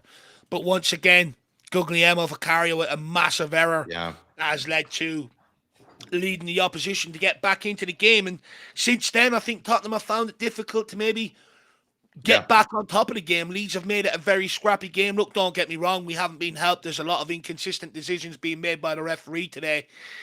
We've hit the bell, hit the bar by Matisse Tell. Kudus ballooned one over the bar, and maybe you need to show a little bit more composure, take a touch. Udebird arriving at the back post, maybe make the best of that either. So there's promising signs there, but we need a big second half, Jack. Yeah. I mean, it's been a lot better going forward. Build-up play has been a lot better. Chance creation has been a lot better this game. I just think you really hurt yourself. It's not like we've been absolutely dominating them, but I would say we have probably carved out some of the better chances in this game. Yeah. It's just that Vicario just really doesn't help out the team there. I will maintain, like I brought up earlier, I think we probably do need to score 2 goals in order to win this game. So you look back at some of the chances that have been missed. It's not like we've created a bucket of chances, but I think we've created enough to score 2 goals in this game. But I think I would have been fine going into halftime 1-0, really. It's just that Vicario really just doesn't help out the team at all there. And like you were kind of alluding to there, I think he killed a bit of the momentum that was starting to build for the Spurs team here. I think we've had the majority of the chances, but I think it comes down to Vicario there. Like, I'm happy with, the moments of quality, in this. I think for the most part, everyone seems like they're not really misplacing too many passes. First touches have been good. Sort of there's a nice sort of zippiness to the way that we're playing at Yeah, times. bit of speed. It's like I'm saying, I'm not saying it's been scintillating, but it's not been poor either. It's just you kind of then just go back to Vicario. That's kind of what your job is as a goalkeeper then. Like if your own team is playing well and creating opportunities and moments, you can't just let them back into the game like that. But like I said, at the end of the day, I think we will need to score another goal no matter what, even if it was only 1-0. I wouldn't be happy, with only win. I mean, I would love to win the game 1-0, but I think to really guarantee it, you would need to score a second goal to make sure that, you can hold this team out. So it's just up to us in the second half, I'd say, to do more of the same, really, and just then grab that second goal. And this should be ours, really. But I can't really complain too much. I'm also not going to necessarily overpraise it either. I just think it's been, I mean, solid is probably the word that I'm looking for. I think it's been very solid from almost every player out there, bar Vicario, which is unfortunate to say. I think going forward, it's been better than what we've watched in recent performances, right? I think, which is a huge positive. I think Frank's got that sort of front four right today. It looks dangerous. It's skillful on the break. We've got speed on the break as well, and we are causing a few problems. We look a little bit better going forward, which I think you have to accept across the front line. It's going to be slow progression. We're not going to start running before we even learn how to walk, but it's better today, which shows there is signs that we can go and win this game, which I think is a huge positive. But once again, Vicario, the worst right time. now, our whole system is reliant on us sort of keeping clean sheets. And when we've kept clean sheets, we've won games of football. When we haven't, we've dropped points. But once again, Vicario's just let everybody down. And I think Frank has made a big pickle for himself in terms of including this guy in the leadership group. I think including him was maybe his vote of confidence or publicly backing Vicario without actually having to come out and have the conversation. But that's now 4 mistakes in his last 4 games that have led to goals. The second goal against Bodo the other day, his shit clearance led to that goal. Today, him not being able to parry the ball led to that goal. Now, against Wolves, I actually gave him the benefit of the doubt. But I'm going to go with what 99% of the other fans think. Made a mistake, could have parried it better. And Brighton, again, one of the goals, caught napping. He is costing us points now. He is costing us results. And at what point do we have to have the conversation? Do we look at this come the summer and say, in order for us to really kick on, we also have to bring in a better shot stopper. We were having a conversation about when the pre-match build-up. This guy's 6'3", by the way. But the way he looks so timid in goals, he doesn't look like a 6'3" goalkeeper. Yeah. And at the end of the day, these mistakes are mounting up. At what point is someone even in the press conference going to start asking the question? I think, Vicario is making it hard for him not to give Kinski the opportunity. But look, that's been and done. The mistake has happened. No more from Vicario for the rest of this game. But we are still in a position to be able to go and win this game. We are, Yeah. But we still have to show the right commitment. What we can't do is start lashing out because we're not getting the referees we want or the decision off the referees we want. I think there's got to be a recognition at half-time. We've got to go and do this on our own. We ain't going to get help from this fraud today. He's too inconsistent with his decision-making. So we've got to go and do this on our own. Everyone needs to keep their heads. Picked up a couple of silly yellows there towards the end of the half, sort of being drawn into what Leeds want, right? Make it scrappy. Take us off our game a little bit. So we need to refocus at half-time and go at them. My only hope is that they're not going to act scared off the back of that goal and that they're going to sit back. We need to go back at Leeds this half. Keep doing what we've been doing. Now, I see a lot of swell on social media right now where I'm looking at on Twitter. People pulling Rodrigo Bentancur out. I'm not sure today is the Seems right like an agenda. sort of agenda. At the end of the day, I think what people aren't noticing is it was him that won the ball back, tidy feet, that played the ball to Kudos, that led to Matisse Tell's goal. And I don't think Paulinho and Bentancur are the problem today, to be quite honest with you. We should be 1-0 up, potentially 2-0 up. We've had some good breakaways. We've had some good opportunities. It's just that mistake from Vicario has come back to bite us. But if you're Vicario, this is where you're looking at your teammates now to get you out of jail. I think, if anything, they've found it really hard to go through the middle today, Leeds United. I think we've really blocked up the middle really well. And some of the combative challenges that Paulinho has made, Bentancur has made, have been great. Like, Yeah. I could be wrong in terms of the stats, but at least to my memory, I feel like Bentancur's made almost as many challenges to win the ball back as Palhinha has in this game, and I don't think he's been nearly as negative on the ball as people have accused him of. So yeah, that just seems like sort of agenda confirmations, if you ask me. And I even admitted before this game, I don't think Bentancur has been playing that great, but I think today he's been absolutely fine. J Mac saying the intent from us away from Oma at a difficult stadium has been good. I think that's how a lot of us sort of feel. Like, I think Spurs have come out with the right energy, the right attitude, have not been playing sloppy or poor, but just needs to be kind of more of the same, if not a little bit better, in order for us to go on and probably win this game. Yeah. Shikari Shock saying, sorry, been out for a while, lads. A few problems that are sorted now, though. That ball was Good. hit straight at Vicario. He's been very flappy and nervous. A lot of attention on Vicario after this one. Ed, bless you, Dave. Ed Sweeting saying, yes, ball control and combinations have been working. This is a very physical, high-paced match. We've shown up physically, but we will have to go even harder in the Yeah. second half. Yeah. Absolutely agree. Swim Master saying, going okay so far, but about as much as I can give it. I would like to give Kinski, though, a run after international break. Goalkeepers now are just pushing the ball away rather than back in the day instead of just grabbing hold of it. Completely agree. Good game so far from DB, he says, but Vic again. Yeah, Vic, I think, is going Yeah. to be the main source of attention here. Jerome with a super chat. Appreciate you, Jerome, saying, oh, well, this is a bit better now, but we need a big second half after this mistake from Vicario.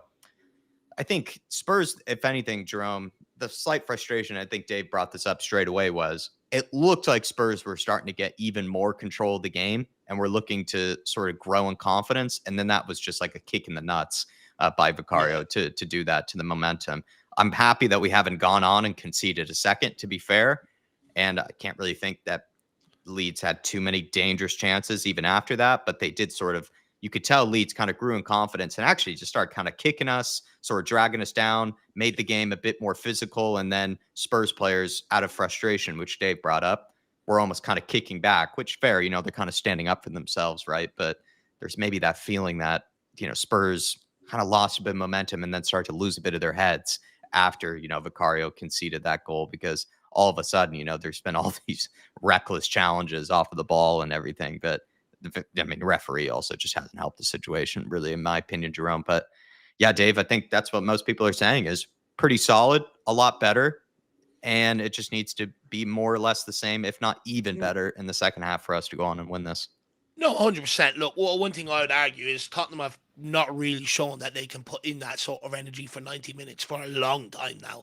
I'm talking about years, which is a bit of a concern for me. But I think they're right. We just got to go out with the same attitude, sort of calm heads. The game plan has worked, bar that mistake. So go out and execute. I think what gives me hope today, Jerome, Jack, and everybody else out there is Matista looks decent today. He looks sharp in front of goals, and that's given me hope that if we give him the opportunity, I think there's a second here for him.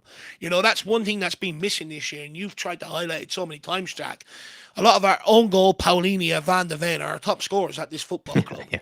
You know what I mean? It's not good enough. We've sort of missed that guy up front. But I think Matista looks good today, and I'm hoping that goal in the first half, although deflected, will give him a lot of confidence. He also hit the bar with a good header, generated good power behind it as well. So he's looking good in front of goal, and that gives me hope that we can go and win this 2-1, Jack.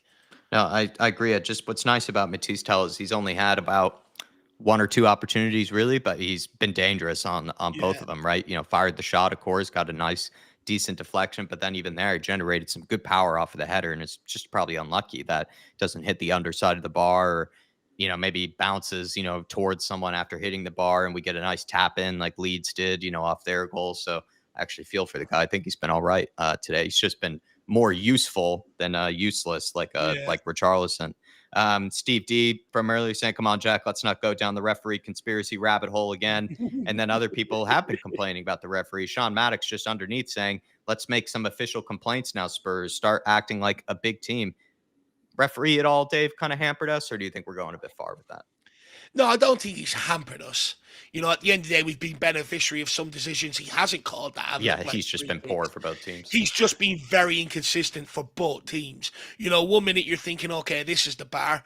Then he lets them away with it. And then he's like, no, this is the bar. It's just very inconsistent from that referee, which will be frustrating for both teams. I don't think he's anywhere near the cause of us not going to win this game today, unless he makes a shocking decision in the second half. But right now, he's not the fault of it. Yeah, we can complain about the inconsistency, but it's our own mistakes that have cost us here, not the referee, unfortunately. Yeah. Um, and I would say, the majority of the decisions made by the referee, like Davis alluded to, have just kind of been confusing. Like there have been times when Leeds players just have fallen over the slightest of touches, but then you see Kudus, being killed basically off of the Yeah, ball, and then he's not murdered. calling anything. But then Dave is right. There have been some challenges that we have made where the referee, for some reason, just didn't bother to blow the whistle at all. It's just been kind of inconsistent all over the place, which has probably led to Leeds losing their heads and also maybe to Spurs players kind of losing their heads at times with some of these challenges. Uh, Forward line, I think, has been all right today. I think Odebear has been Yeah, fine. He's been driving forward. He's had some nice sort of link up play. Tell as well. He's been in dangerous areas. Good link up play from him.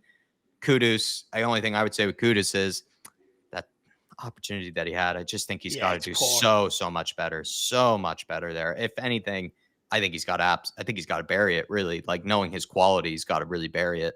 And apart from that, though, I think he's unlucky not to have won a few more free kicks for us in dangerous areas because he's been dragged to the floor, outside the Mhm. penalty area so many times, which is normally where a referee would blow it, normally where a referee would look to sort of give a foul. Like, can't just be taking a guy out, right outside the box every time. And for some reason, he's just not been given those. So it'd be nice if we got a few more set pieces because we know that's our Yeah, bread and butter at the minute. I don't think we've been having enough set pieces in this game to hurt Leeds either. If anything, they've had the majority of the set pieces in this Mhm. game, and they almost seem to be going down easy and falling down easy to get those set pieces because they've been dangerous from them, and that's where they've really caused problems to us. I would say this game. Stevie Frazier saying, "Just watch the goal again.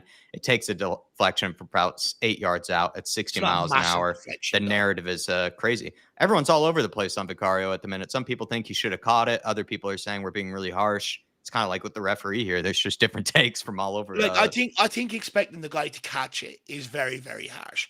You got to realize it's a wet, slippy ball out there. Most keepers in this weather are not going to run the risk of trying to catch something. They are going to run the risk of punching or parrying.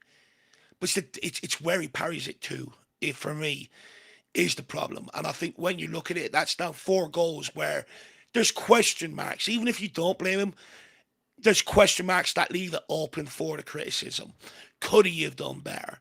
So I think it's fair discussion to have. But likewise, we wouldn't be having this discussion if Kudos would have buried his opportunity, at the end of the day up the other end. So it's a game of fine margins. One thing I will say is, just quickly, we do look better down this left-hand side today, actually. A lot better. We're getting a lot more joy out of it with that link-up between Destiny Adogi and Wilson Odebar and Simmons drifting off there as well. We're looking a lot better down this side today. Yeah, if anything, I would keep the forward line the same. I'd probably keep the midfield the same. I don't I think wouldn't make any subs at halftime. I'd, yeah, I'd let go for another 10, 15. because no one's really dropped a stinker, you would say. Like, there's been no one that's been a complete liability in this game. I mean, maybe apart from some people would say Vicario, but like, I don't think there's really been anybody that's been a liability. TJ, appreciate your support, my friend, saying need a new goalkeeper. Vicario can't even kick the ball anymore. Needs Mickey to do for him. I was going to point that out, though, because Dave asked that in the Bodo Glimt game. Why is Mickey Van de Ven taking the goal kicks when we're trying to get it launched? I mean, this is the thing. I think Vicario, he during Ange, period, he never had to sort of get it pumped up long. He never had to Yeah. sort of just get it absolutely laced out, away from his box. A lot of times with Frank, it's a bit no nonsense. It's sort of like just get it away from the penalty area, get it away from the danger area, just kick it as far as you can, Jordan Yeah. Pickford style. Vicario doesn't have the technical skill to do it. He doesn't seem to have that power to be able to kick it as far as other goalkeepers. And the fact that Mickey Van de Ven supposedly can kick it further is a bit of a damning indictment, you would say, of Vicario, because he seems to be a guy that prefers to play out the back, keep it on the floor type of thing. But when it comes to getting it pumped long, it just doesn't seem to know how to do it really for whatever reason. He's just becoming a problem. The problem is How It's the many source of attention for recent games. Yeah. exactly? You know, like he's causing us problems when the ball's at his feet. You know, he's causing us problems with goals from long range or shots from long range. He's causing us problems when he's parrying the ball now, and he causes problems under high balls into the box. He's just becoming all round a massive problem right now, TJ. And it is time that we have the conversation that come the summer. We need to show, go in the market just like Arsenal did with Ramsdale and Ray. Everyone thought Arsenal was mad. But look at the benefits it's had. You know, they keep a lot more clean sheets and stuff like that. So I think it's maybe an area that you do have to look at. Well done. Benticore. On to Van de Ven. Moves it on out to Destiny Adogi. But TJ, it's definitely a conversation that's going to keep popping up why he's making errors in his game, my man. Big up, TJ. I really appreciate the support, guys. All your support really doesn't go unnoticed, and it's really, really appreciated and helps us out massively. Romulus. On to Porro. Porro, great ball. Benticore, get your head up. I could have whipped that in, maybe. Yeah. Oh, lovely feet, though. Find Porro. There you are. Gets it across. Oh, keep it us well there. Oh, Udogi slips. What a challenge. Oh, great challenge, Paulie. Someone get there. Oh, unlucky. Looks like it's bucketing down again out there. I was going to say, the skies have darkened, you can tell. Good catch. Unlucky there. Good chance by Spurs carved out. Just trying to get the clock synced up here. What are we at?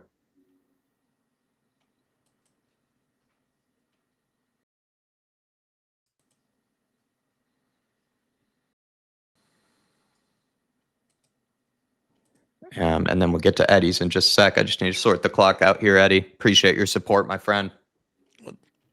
Eddie has gifted out 5 Irish Hotspur channel memberships. Very, very kind of you, Eddie. They've gone to C4, Leighton Evelyn, Swim Master. Big up you guys. Make sure you say thank you to Eddie, Steve D as well, and also Kelly Snow as well as being the lucky recipients. So guys, make sure you say a little thank you to Eddie and show your gratitude. Very, very kind of you, my man. Please take advantage. Thank you, Eddie. Very, very generous, sir. Oh, what a challenge there from Romero. Tell picks it up. Good ball in behind. Ball. It's a fucking great ball. Xavi, can you get there? Hold it up. Well done. Play him. No, why are you doing a Rabona there? What the fuck is he doing a Rabona there for? Oh my God, if we're 4-1 up, I understand it. Fucking hell, someone hit him. Oh, and it's a great save from Vicario. Oh my Lord, they nearly scored after. And Spurs should have scored there. That one is intolerable from Simmons. He could do it. He knows how to hit it with the... Oh my God, Vic. How does he let that through? He can hit it with the outside of his foot. There's no reason to be doing that. I can't believe him play it with the outside of his foot. What the fuck? Oh, Vicario. I feel like Vicario standing on his line there is also a bit sketchy. He's made a good save here, though. Good save. Great save. Takes a deflection there. It's a great save. This has fucking pissed me off. Oh my God. Are you dumb? Like, it's 1-1. Make sure to pass. They nearly scored off the back of it. Hopefully he's learned. Yeah, that's what's most infuriating is that we should have been able to get a good shot on target there. Yeah. We had we had 2 players making the run. He could have played it to 2 players. A Rabona. Oh my God. Like, if we're playing FIFA, I'd even go mad at that if we were playing FIFA. But if we're playing FIFA, fair enough. My God. I don't know how much longer I can watch Van de Ven taking goal kicks as well. It's something I used to see. Something you used to see on Sunday League when your goalkeeper couldn't kick a football. Do you know what I mean? That's what it is. It literally is that. It almost feels like we're turning into a fucking pub outfit.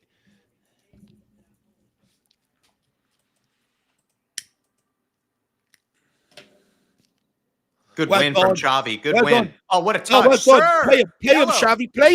Play him. Today, kid. A yellow card, though. He's got to get rid of it sooner, though. He had Odebear. He done so well. He just took too much out of it. He's trying to do kudos.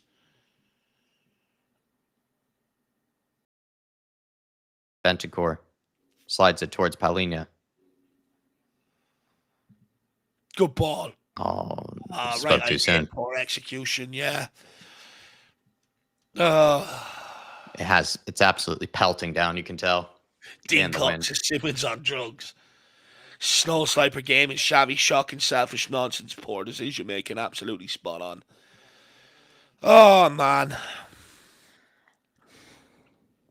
Echo man, if Sir Alex Ferguson managed Xavi.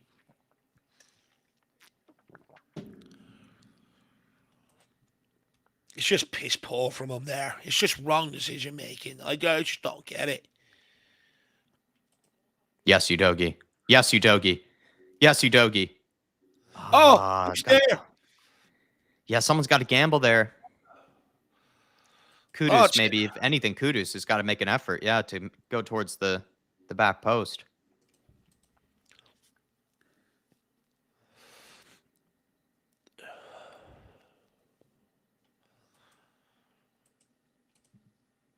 All right, let's go. Come on, Destiny. Long throw in here.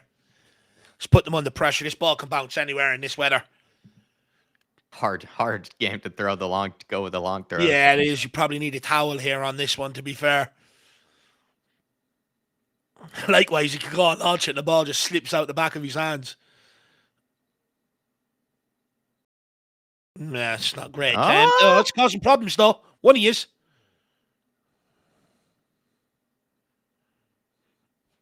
Good composure there, to be fair, from Pedro. There. Wilson, move it over to the other side. Pedro is giving time. Look at that space.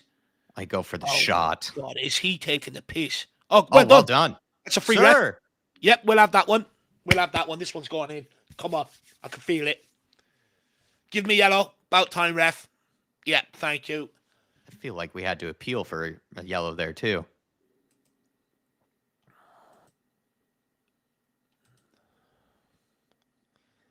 I mean, he deserves a yellow because he's done about 2 or 3 of those challenges today, Ampadu. He did that to Kudus earlier, and the referee didn't even blow it up. Oh, the yellow cards appear up on the lineups on screen as well. Nice. Beautiful. Gives me a better chance of keeping track of these yellows. Take your time, Paro. Make sure we get you right for this shot here. Or Xavi going to stand over it. Be interested to see who takes this. Jeez, it does not look nice out there. No, just need to get the 3 points and get out of here. That would be me when I'm shopping later on, stand outside the supermarket. Ooh. Oh, that's a naughty one.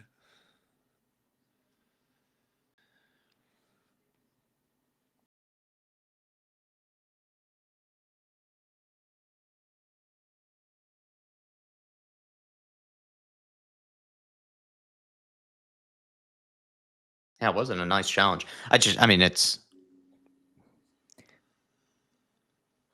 agree with some of the chat. That is like Ampadu's like second or third challenge of that type of nature, though. He is lucky that he didn't get a yellow in the first half. Hansi says, how did the ref even play on there? Yeah, you want to play advantage.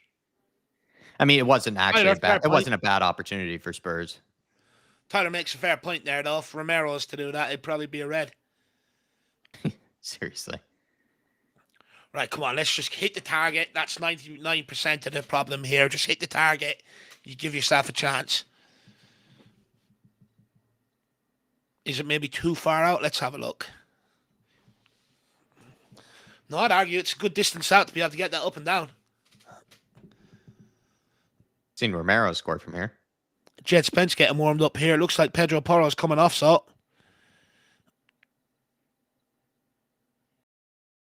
Or is he telling Jed Spence to sit back down? No, he's getting instructions. That's Porro's game done by the looks of it.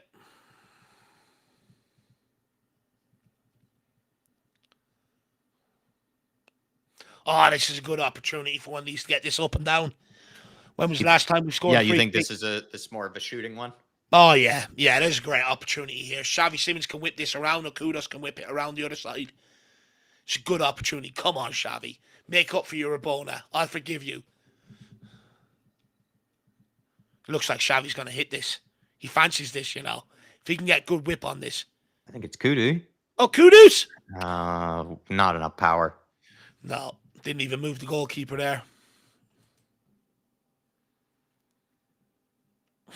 At least it was on target, says there, Ribsy. If anything, that was like as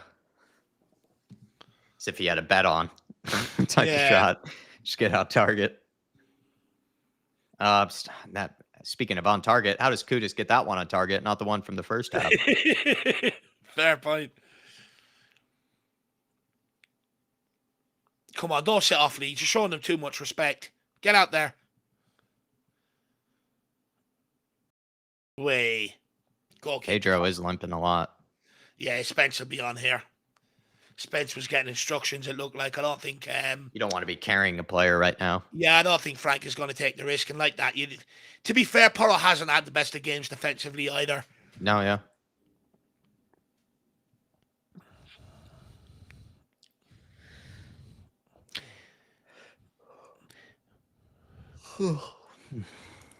Romero. Oh, poor ball.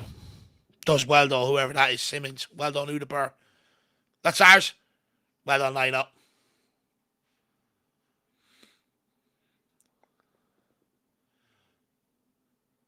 Van de Ven. Moves on to Romulus. Can we get a runner in behind again, maybe? Lazy 8 with 50 months. Crazy, Nick. Jesus Absolutely Christ. crazy. 50 months. Fan Good show morning, member future. saying, I don't think it was a Rabana, Davo. Pretty sure his leg slipped on the pitch and it just ended up that way. He's making a joke. Yeah, about it. yeah. It was that bad. This is why if we 1 second. Kudos. Mo Kudos. It could be Kudos. good luck here. Mo! Yes! Kudos! Mo! How do you like it? How do you like it? Mo Kudos! You can't start a fire. You can't start a fire without a spark. Kudos is on fire. He hates the team from up the park. You can't start a fire. You can't start a fire without a spark. Kudos is on fire. He hates the team from up the park. Come on! No! My Moses. Look at that. It's beautiful. Direct. Takes him on the inside. Bosh, bottom corner. Maybe another deflection there, but we'll bloody have it. It's 2-1 to the good Jacko. Oh, it's such a great finish, actually, this time. We'll take another deflection. Thank God Kudos scored, because I was going to be thinking about that chance all night, to be honest, if he hadn't, because that one from first half was just probably the best chance of the game for Spurs. And then he buries that one. Nick's our good luck charm. Football's a funny game. Nico. 51 months. Big up, Nico. Absolutely love that. Yeah, crazy support. Kudos just showing Simmons how to do it properly, Nick. That's all. Unbelievable. Unbelievable from Mo Kudos. I'm delighted. He buries that one, and it was harder than the first opportunity in the first half. You can't start a fire. You can't start a fire without a spark. Kudos is on fire. Romero, no need. Oh, he playing Pedro for trouble. Slight tackle. Oh, yes. Let's go, Cootie. Ah, please. This guy's what so a ball. beautiful. Xavi, man on. Ah, brilliant. Time with destiny. Time, kid. Wilson, what can you do? He's going to take him on. Pulls it back. Paulinho. Oh, no, Paulinho. It's in behind the doggy. He has to recycle his run. Oh, he does well, run. Well done, Xavi. Oh, doggy. Yeah! Oh, it's evaded everybody. Out, man. It's Miss Matisse Tell and Mo Kudos there. I think the doggy's offside in the end, is he? That's better play from Tottenham Hotspur. All we could easily go on and win this 3 or 4-1 here today. Come on, you Spurs. We've come out the gates quickly. And he has no output, they say. Big up, Arda. Good to see you. DJ AK, come on, let's get the win. Nick, yep, that goal was all me. These good luck charm, Nick. Good luck charm. If they'd blown that as offsides, though, he couldn't have been more onsides. He's like 5 yards onside. Yeah, they blew it as offsides. He was 10 yards onside. Oh, well done. Go on. Oh, it's a couple of loose touches here. Poor. You got to make up for it. Oh, well done, Kudus. You recognise Porro's injured. He tries to get back. Fizzes across the goal. There's going to be a tap in for one of these sides if you keep fizzing it across. Well done, Udogie. Simmons, good ball back to Destiny. Destiny, can he get the head up? Can he put it over top for Udeberg? Put it over. Yeah, play it to Udeberg. I agree. There's just no need to go back there. Come on, Spurs. Half an hour to see this out and my weekend is made. We got that second goal. I'm going to have chicken vol. I say we're good enough to push for a third. We're good enough to push for a third. Shem Tam, if you're out there, let me know how you rate chicken vol avants. I think that's what I'm going to have for my dinner today if we win. And the rest of you guys, give me a rating in the chat. Chicken vol avants for dinner. Mickey. By the way, Nick, did you get up and have one of your New York breakfasts today? Can't start a fire without a spark. Kudus is on fire. He hates the team from Upton Park. Homemade calzone for me today, says Daniel Larson. That's folded pizza, right? Yeah, he's a chef. Yeah, sure he is. He has the ability. He's probably making the dough and everything. He's probably kneading the dough and everything. He's a striker in the kitchen. Come on, hurry up, Longstaff. You're looking older than my dad. Let's go. Oh, no. Free header. Vic. Oh, thank God it's gone over. Joe Roden again. Jesus Christ, this guy's been on the end of everything today. That neck tattoo is a little dodgy. Yeah. I don't get what he's trying to be there. He's trying to be a road man, isn't he? That or like a biker or something like that. You know, like an American biker gang. Probably have the one little hoop earring there or something.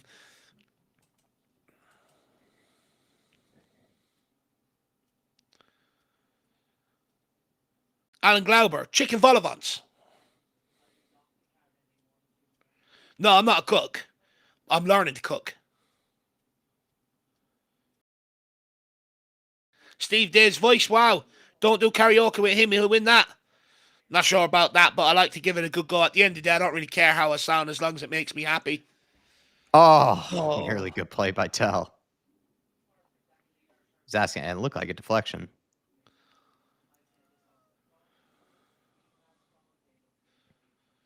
Alan, the chicken vol avants are easy to make anyway. You just make the sauce, then you cook the chicken, and you buy the casings. But I'm going to have it with chips. Nick's probably shaking his head and laughing at me right now. Good tracking back from Odeberg. Well done, Odeberg. Good tracker. He's had a good game today. It's just been tidier on the ball. How do people not know what chicken vol avants are? Come on, Ribsy. You're like me. You like your food. You surely know what chicken vol avant is. Oh, no, it's good play by Leeds. Oh, well, intercepted. Who's that? That's great reading in the game. Get rid of it, Pedro. Oh, Porro. We'll take the free, though. Well done, Ref. Ref done us a favour there. Oh, go on, Robbie. He can't help himself. There we go.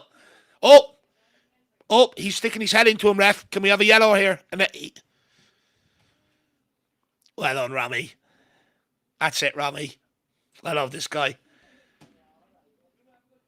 Lemon pepper chicken. That sounds lovely.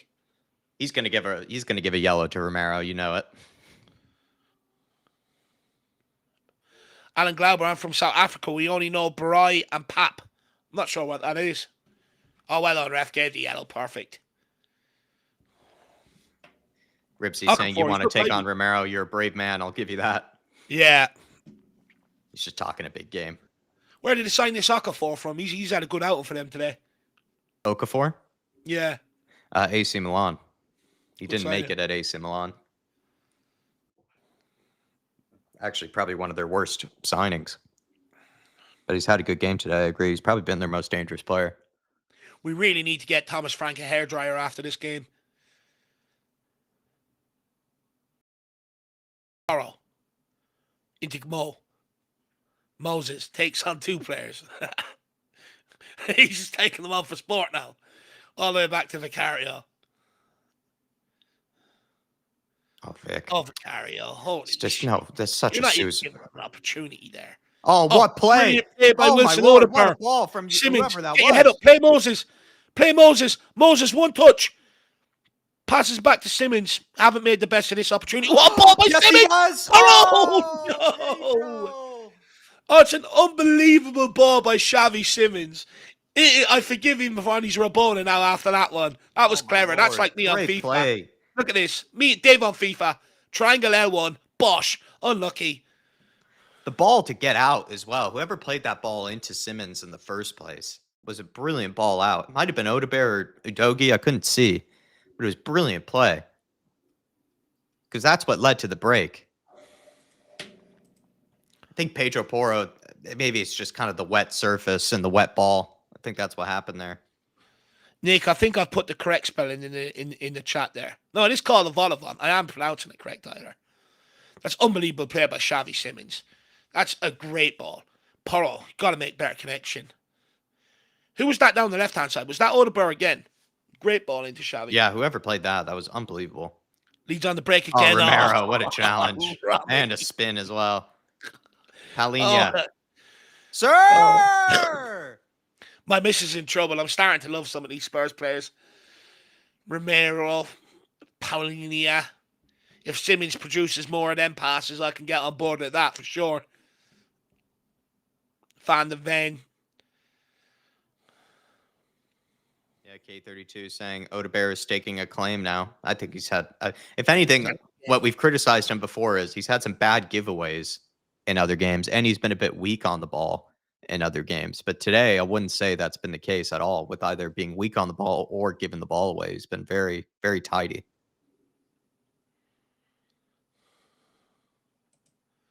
He did name drop him, Thomas Frank. He seems to have more confidence in him than others. Yeah. By the way, Tyler, I like how you have very little confidence in me being able to pronounce words. Straight away, he's just resorting to, he's like, surely. Dave does this all the time. He can't pronounce it right. Big up, Tyler. Oh. Well done. Class. He's been good.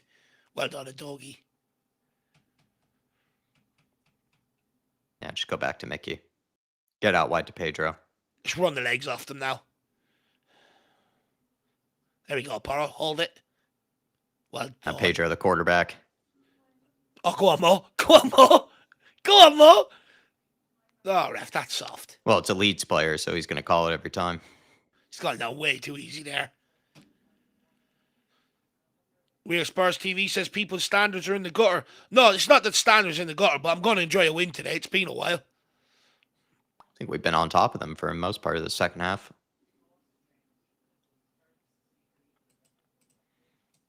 We've cut out chances, that's for sure. Carrier pumps it long. Oh, Mo. He's so good, man. Oh, my Lord. He leaves it a little short there, though. Honestly, I'm starting to consider, do we need to get a fundraiser to give this guy a medal of service? He's so good.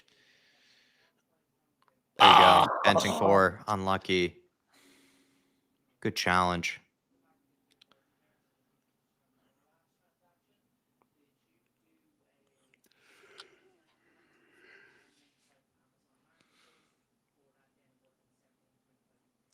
Well done, Doggy. Good position. Good ball out. Xavi, well took. Man on. Taking too much there, kid. Man on. Got to get your head up. Oh. Leeds are on the breakaway. Support from Xavi. Cuts inside Mickey Van de Ven. Go. Good clearance from Romero. Well done, ref. What a donut, this ref. Ref cushioned it down beautifully there for us to get on the breakaway. Touch.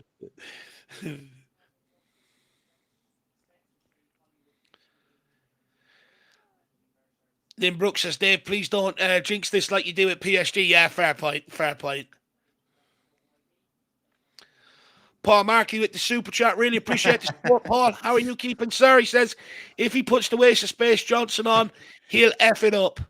Well, let me know how you think Udeberg's got on today, Paul Markey. Do you see him maybe having higher potential than Brennan Johnson, being a better player? I thought he's played well today, Wilson Udeberg. Let me know on that one, Paul Markey. But yeah, I don't want to see Johnson come on because, you know, he out of possession, he doesn't do anything. He just stands there. That's what we'll need this game, though. Like, at this point, when we're 2-1 up, too, we need a guy that can work hard. And Johnson, we all know, just doesn't do that. Well, the thing is, he had 0 dribbles, 0 take-ons, 1 shot which ended up in the apartment window last week or during the week. You know, he hasn't done anything to earn minutes off the bench today.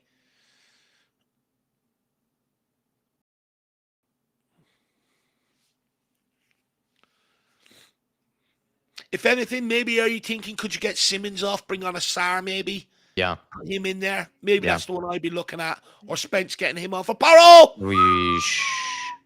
Longstaff with a good opening there. Wide open in the midfield. But wide open, too easy that.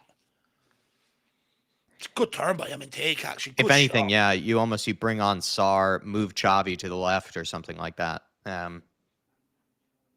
That's why maybe Richarlison on for Tell just to try and hold up the ball. I'm not saying he's going to do it, but at least he could try. work hard. Yeah, he'd be able to work hard. Oh, well done. Well done, Matisse. At a certain point, too, like, you do think about probably bringing on Jedi just to be a bit more defensively solid. K32, is Moani even in the stadium? Any sign of him? I'm not sure. I don't think he's injured, so I just don't think he is going to be there. He's not available and he's injured, and I don't think they usually travel with the team.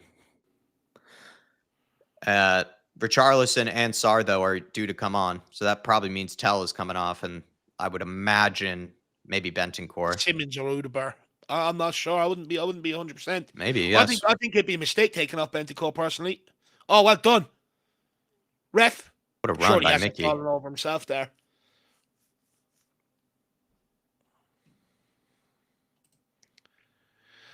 Dan Coy says, something up with the stream or TNT. I keep drifting apart, in terms of when I sync it up. I'm not sure, to be honest with you, Dan Coy. Look, we'll just get through today, my man. Brecon, good to see you. Hopefully you're keeping well. Says, are we finally going to win a game before international break? Job's not done. That's the plan. Let's see if we can do it. Job's not done. Jack's absolutely right. There's still 20-odd minutes to go in this. And because we're winning, they'll probably put an extra 10 minutes on added time. And I know this referee is just dying to give them a penalty. Oh, yeah. He's dying to blow that whistle. Any single time Spurs put in a challenge. Right, let's see what these subs are coming on for now. That Lino looks absolutely miserable. Wouldn't you? Yeah, Matisse Tell, he's carrying a knock. He's going to have to come off now. Sit down. Where's your time, kid? Where's time? Well done, Matisse. Well done. He looked lightly in front of goal today. Got his goal, hit the crossbar. Not a bad outing. Hopefully a confidence builder for him. Well done, that kid. play is better than Richie's as well. He's been through a lot, It's good for him to have a game like today. Happy for him.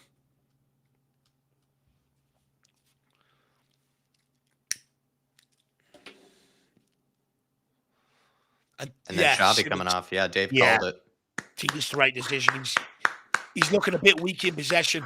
He's had a decent cameo today, though. Banner Rabona, he's done well. Yeah, he's had some bright spots. That ball over the top for Porro. That just reminds me playing FIFA, Jack. It was a beautiful ball. And he had that in the first half, too. Remember, he played that lovely ball to Udogie between the lines. Yeah. Xavi seems angry. Yeah, maybe so, but I can understand the substitution. The game's starting to get a bit physical now. It's not something you sort of credit Xavi with, right? It's a sub that has to be made.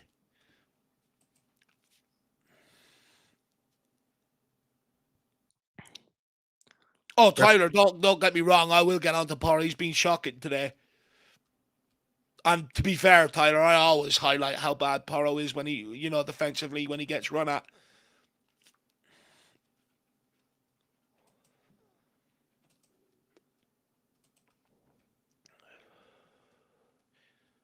Hopefully these subs are good enough now to see us out for the rest of the game.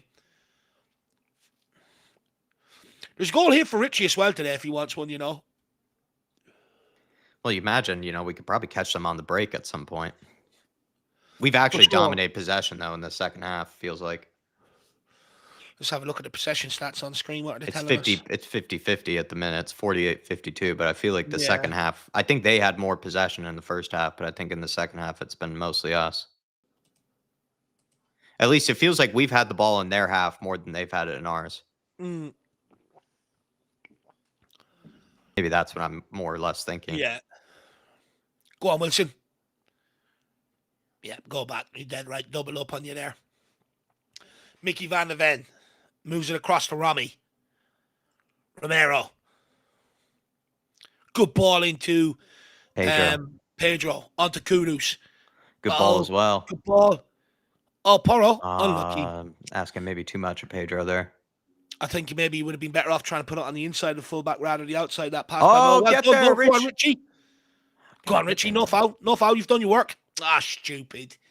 Slow to react to it as well. Slow to react. You've done enough to force him in there. You don't make the foul. You make him kick it out.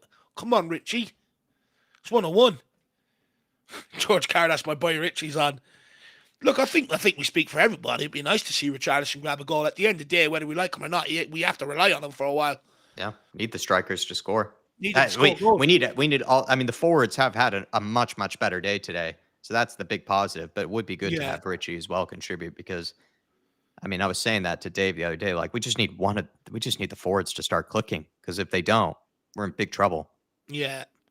So today was a good day for it. I do hope we're not going to show Leeds too much respect, though, and allow them to come on to us for the next in the final minutes. Yeah. Yeah. Well, they're getting into our half here. At some point, you got to have a line of engagement, you know? Yeah, I completely agree. Oh, well done. Good pressure, Sar. Oh, Leeds making a good move here at Doggy. Good play from you, Doggy. Really that's good like play. At fullback. That's brilliant.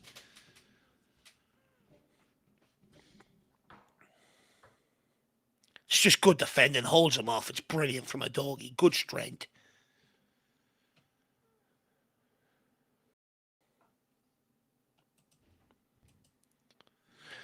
Leeds making a few subs here. Looks like they're going to go for this. Mickey Van de Ven. We seriously don't like a pub team. And he has to.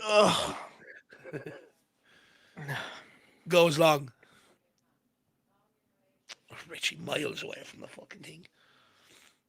Poro. Jesus Christ, man.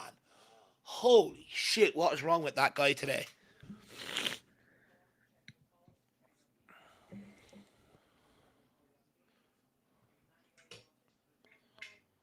Well done, Hotspur. Tracks that runner in behind the Doggy, forces the ball backwards. It's good, unselfish play there by Destiny or by Wilson. Well done, Mo. Now your turn, Richie. Don't drop too deep, Richie. You're not a centre midfielder.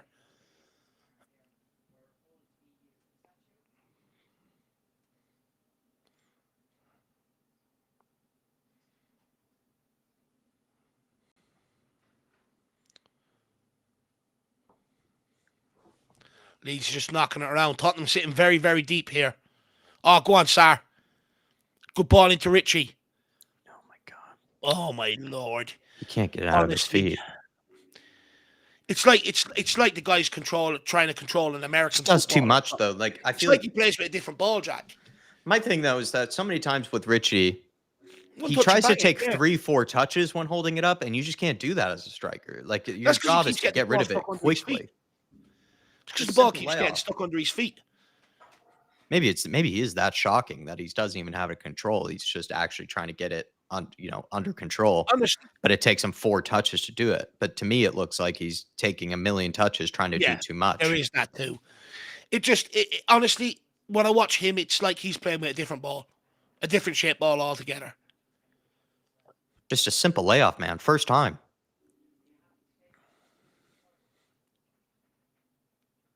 Pressure from Sar. There we go, Sar. Really done. Go on, Richie. Referee. Give it out to Wilson. Holy shit. That'll do. A Doggy. That'll do, I think. That'll do. Wilson.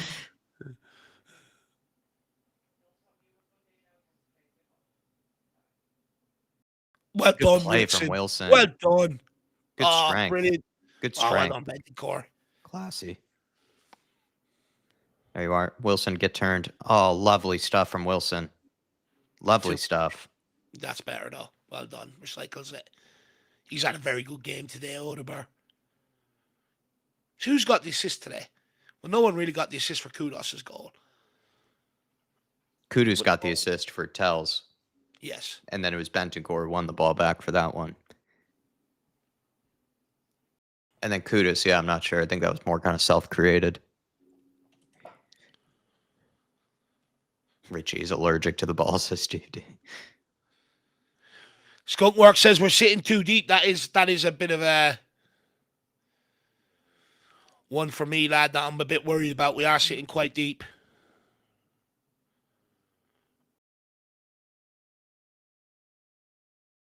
There you go. Oh, what a ball. Bentancur. Get rid of it, Kudus. Time, Sar. Time. Oh, Udogie slips. Odebear. Good strength again.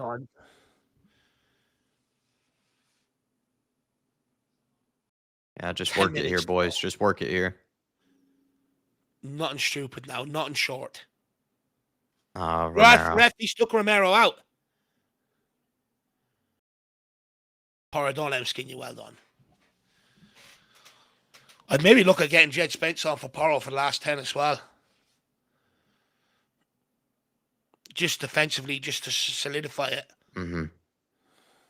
If anything. Leeds pumping this one. Yeah, it's going out. Get out. Yes. Especially on a day like this, you want to let that bounce. Yeah. 9 minutes to go. There's, oh, isn't that? Is that Gray's brother? Yeah, Gray's brother with the. Yeah, the Gray family. Disappointed Archie hasn't got minutes, I assume. Yeah, probably. Deserved that off the back of midweek. He played well.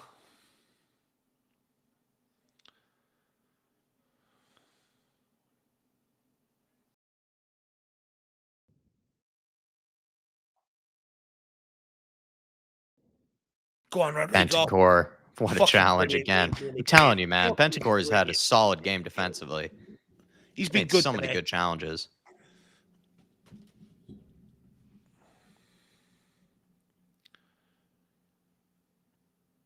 I love when he just chases people down like that. Yeah. Time for Joe Rodon here. And they got numbers. Get out there, Porro. Bentancur clears. Hit Richie. Good clearance from Pedro.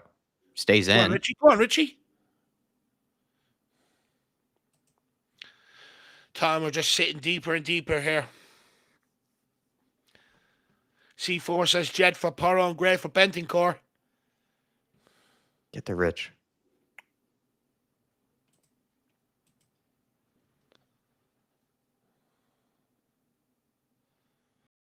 Force it long, Richie. Oh, that'll do either.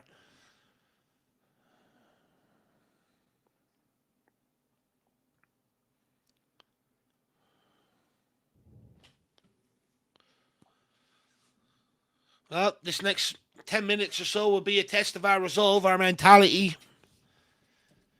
We are just happy to sort of sit off them right now. We're inviting the pressure ourselves, really. If we can keep it compact, though, it could just work.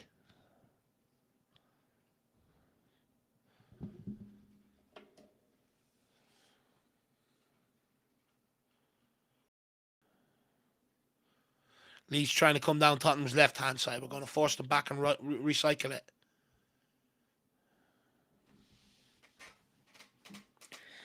Good pressure, Kudus. Good pressure. Monster. He's like a gazelle. He just doesn't give up. Danzo. Going to a back five. Yeah, put him in there. Udebar's probably coming off, right? Kudus will go up beside Richarlison, surely, yeah.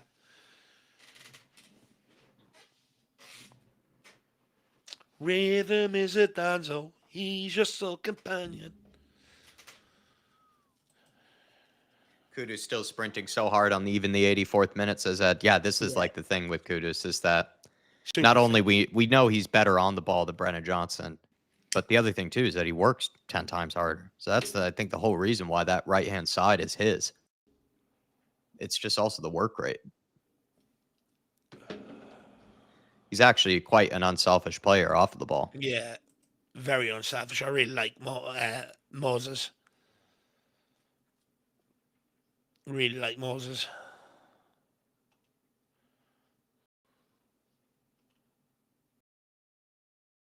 Well done, Rich. Great play by Richie. Udogie bursting for. Well done. Lovely. Keep going, kid. Unlucky. Just needed some support there. Well done, Udogie. Richie doing too much, man. Doing too much. Just got to recycle the ball there, lad. What's he going to take on? 6 players? Great play from Udogie. Deserved more from that. Yeah.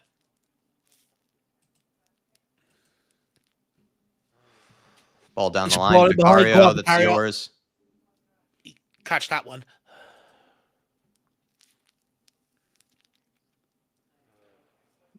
He's had very little to do, Vicario, in the last few minutes.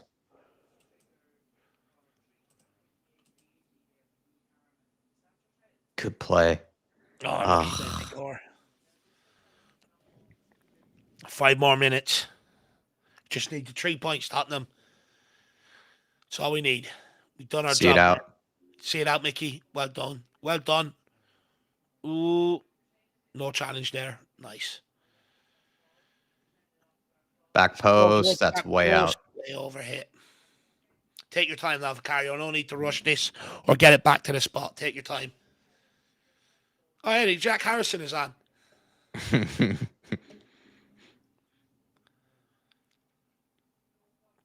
That's it, Vic. Take your time.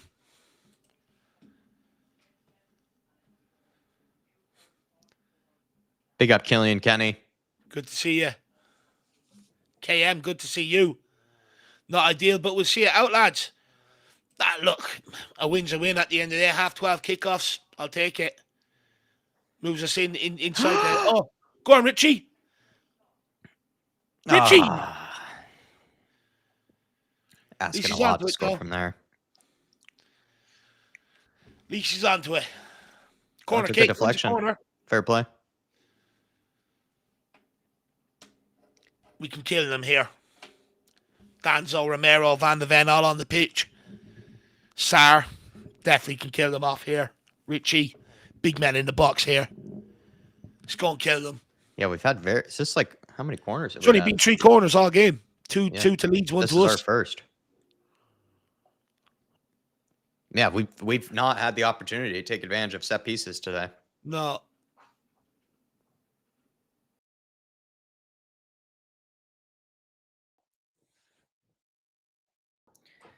Looks like Nemeka has come on for them.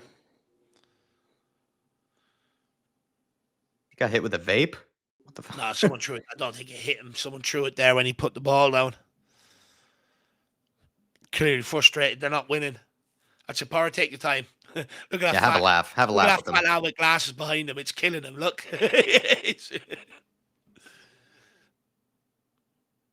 Oh, Lord. Ooh. Jesus Christ. I think you might have overhit that one, Pedro. Holy shit. Oh, Lord.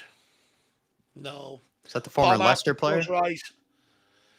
Close your eyes, Paul Justin? Markey. James Justin? Brennan Johnson's coming on for Tottenham Hotspur. Oh, no. Brennan, you're going to be on the pitch for a total of 5 minutes, man. Can you please run? If I see him doing that stupid fucking jog that he does.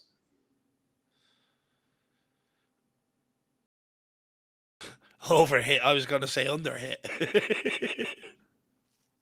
Overcooked, undercooked. Straight to jail for Pedro. Oh, go on. Oh, unlucky. Richie, get across. You're only on the pitch. Get across, Richie.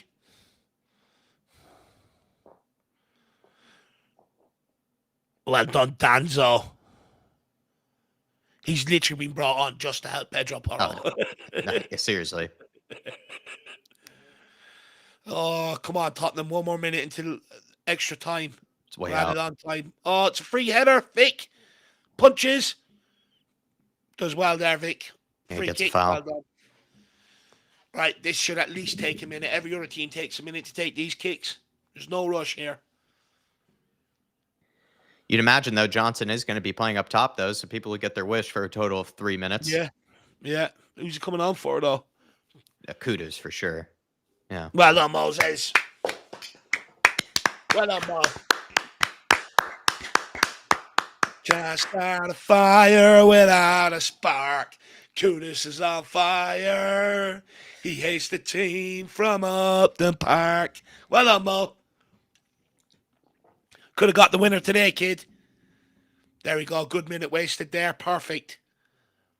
Win that.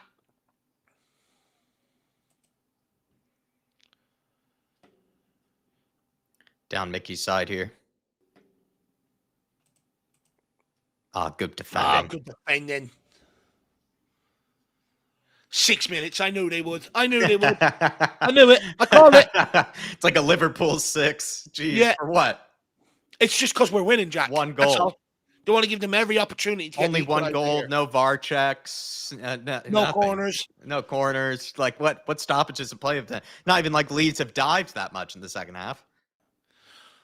I mean, Dealt it's with. stark contrast to the referee blowing it up early the other night. Do you know what I mean? Oh, It's a come on. shot That's way. insulting. Carry out, your laces are undone. You need to go down and tie them. Macario, go down. Get the sponge on. Pull a hammy.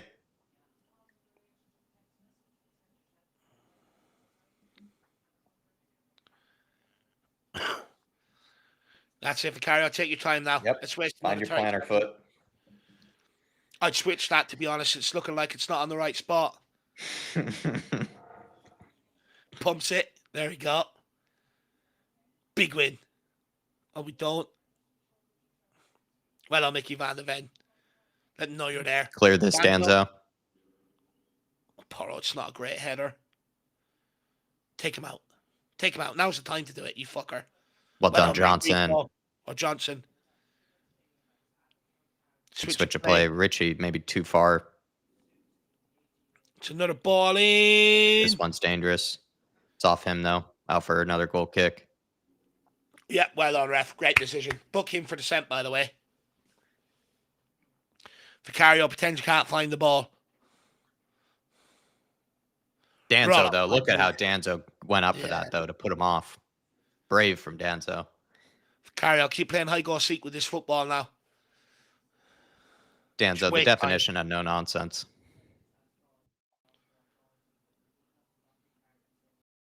Right, let's try and get it towards Richie if we can here. Oh, what good flick on Paulinho. Oh, Richarlison, unlucky.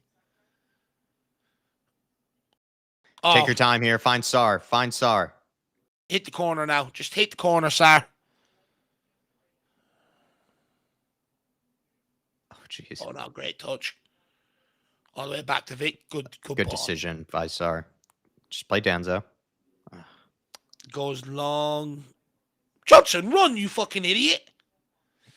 One of them should have been on there, you would think. Both of them are only on. Why can't one of them chase that down? We have 2 strikers. None of them were on. It's actually kind of shocking. Go on. Oh, no. No, they challenged each other. Oh, no. What a save. What a save. Oh, we heard ourselves there. They both challenged for the same ball there. Oh, he may have cost us in the first half, but he certainly won us this game in the second, if that. It's a great save. Am I right? They kind of put each other off there. Yeah. We should have won that. 2 of them challenging for the same ball. That's what happens. That's a good great save. That's bouncing right in front of him as well. And a doggy with a good clearance on the follow-up. Right, Vicario, it's not done yet. Calm down. Let's deal with this set piece. I really am laughing at that, though. We have 2 strikers up top. We could bumped along and both of them are like jogging. Both of them offside. Everyone's saying that was a game-winning save from Vic. It's not 10 yet. We still got 2 minutes. Plus whatever else the referee wants to add on. Yeah, he's looking. He's trying to find any way he can. Jeez, look at that corner flag. Oh, no, it's free header. Who lost his man there? I think that was Danzo, was it? Free header, says Artisty. It looked like one.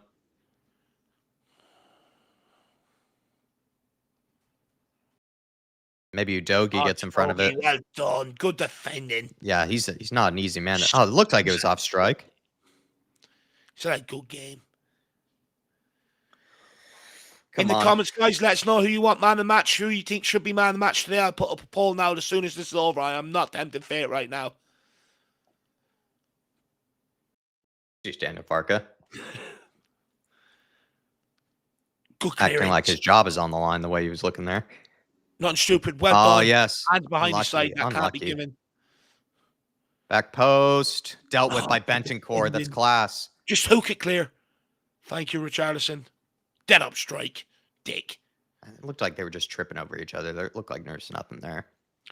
Johnson just chased the keeper down. It's all we brought you on to do. There we are.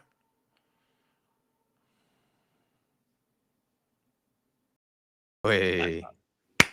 Right, I Ref. think it's safe now. Right, guys, I'm going to start doing man of the match panel or whatever you Great want. acting from Poll, Vicario sorry. and great acting from Vicario and Paulinho there. Who you put forward today, Jack? Kudus.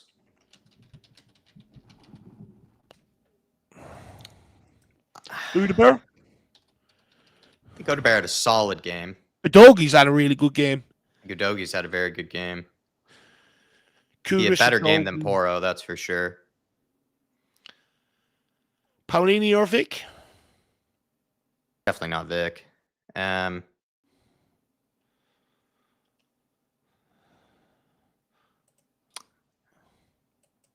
Paulinho probably.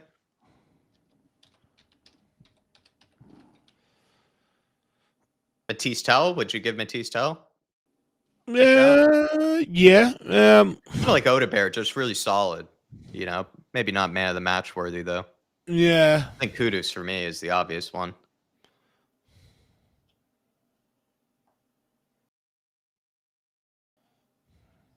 See it out, Pedro. Well done, kid. All right, ref. 20 seconds past here.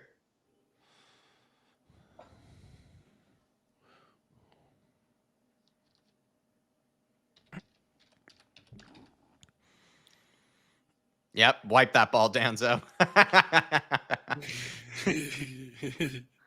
Yep, no, you're missing a spot. No, I think you're missing a spot. Right, now launch it. Put it into oblivion. Put it into Mars. There we go. Oh, that's a great throw. Down the Well line. done, Oh, Johnson. that'll do. Get out. Well done. All right, ref. Ref, seriously, there wasn't even a VAR check from earlier. You're We're on a whole minute 97 past. minutes here. What's going on, lad? Holy I told fuck. you this, ref. I told you. He's got to blow it now. He's got to. He's got to. Blow it at your front. Come on, Jacko. Let's go.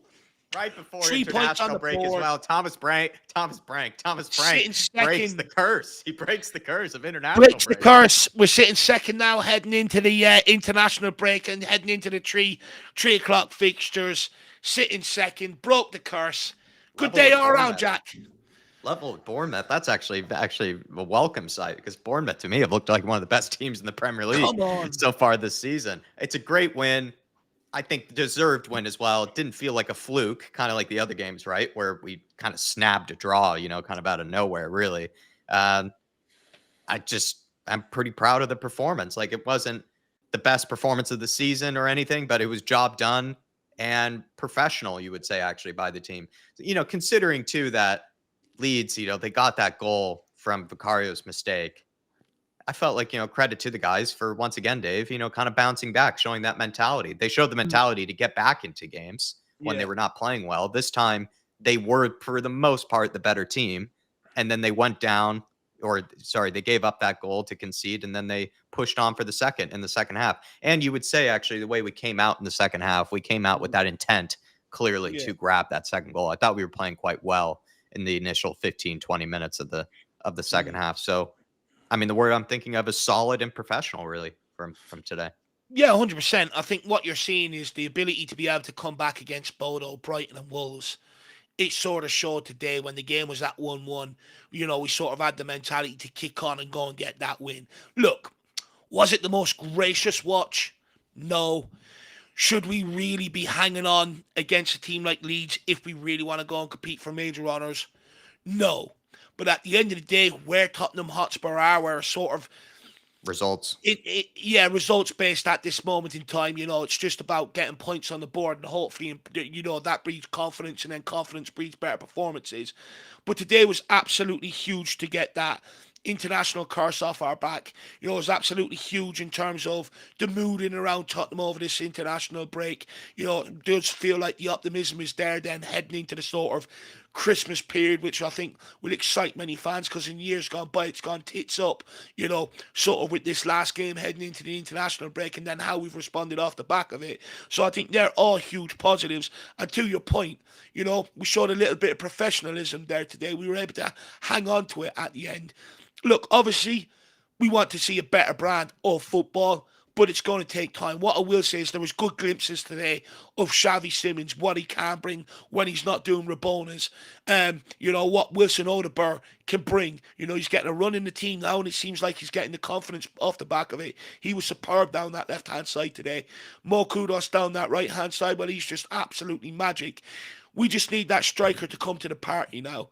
I hope Matisse Taub probably gets the opportunity off the back of the international break to build on today. But if we can get that striker to come to the party, it can really change Tottenham's fortunes moving forward. But today was just all about getting that win and putting a different perspective on it over the international break. Give us that positivity feeling, that vibes. Even just keep the dream alive that anything can happen this season. So job done today. Yeah, I'm really proud of the team for breaking also that trend and that curse, before this international break. Also, as well, Dave, how many times have we said, about these 12 o'clock kickoffs, Yeah, too? Like, that was also just horrible. it kind of was just a recipe of curses lined up today. Going to Ellen Road, difficult place to go, who've not been a bad team so far this season for the most part. They're kind of also, I think, looking to try to get a result in a game like this. This is kind of one of those where they're probably looking to try to get at least a point. They also were kind of kicking the shit out of us. They were diving all over the place. They were earning set pieces, getting sometimes the favor of the referee away from home before Yeah. international break, 12 o'clock kickoff. It just had a lot of sort of bad omens about this game. And I'm actually quite proud of the team for, like I said, didn't feel like a fluke, professional performance for the most part. And it was a solid day at the office. Nothing Yeah. like to go crazy about. It's not like it was sensational football, complete No. domination for 90 minutes. But I wouldn't say we were getting, really outplayed either. I think we just were a solid outfit today for the most part. And there were chances in this game by Spurs. It wasn't like we only had 2 or 3 and we took them. We had some ones that maybe we could have done better with. And I just, there's nothing really for me to go over the top with praise about, but there's also nothing for me to be really too Well, I think negative about either. I'm kind of very in the middle, might actually sound harsh, but I feel like kind of sort of content, with what we saw today. That's the way that I would put it. Yeah, look, I think You know what I mean? I'm trying to find this kind of like middle performances. ground. Yeah. No, I get what you're saying. Look, performances in the build-up to this haven't been great. We've put points on the board, but fans haven't been happy. Yeah, it wasn't the most graceful watch today, but we won, and that's all that matters right Yeah. now. And I love We've winning. got to grind out results until the performances come and that forward line clicks. But there's signs of improvement. Now, look, of course, it's Leeds United. I don't want to get too carried away. I feel like we always beat Leeds. But take your mind back to last season and in years gone by where we've gone away from home and we have had a horrific away record. We've now turned that into one of the best away records in the league right now. I think Yeah. that's We're 10 better points. away. 10 points in 4 away games this season. That's good. Last year, we've got more points in our 4 away games this season than we did off our last 11 away games last season. So going away from home, sometimes you are going to have to play a bit tighter. Sometimes you are going to have to be a bit more compact. And sometimes you are going to have to ride a bit of luck, but also, defend and hang on at the end. And Tottenham have shown that they can do that. They are all useful traits that you can use moving forward. That if you find yourself in that position against a bigger team, you've already done it, you know how to do it, and hopefully you can sort of repeat that moving forward. Look, in terms of watching beautiful football, and I understand it because it's Tottenham's DNA, whether we like it or not, style of football does matter a little bit to Tottenham fans. But that's going to come. Away from home, it's just about being solid and picking up your points. And the sign of a good team, even when you're not playing great, you're putting points on the board. You're picking up results. It's one thing Roy Keane always says, and I stand by that.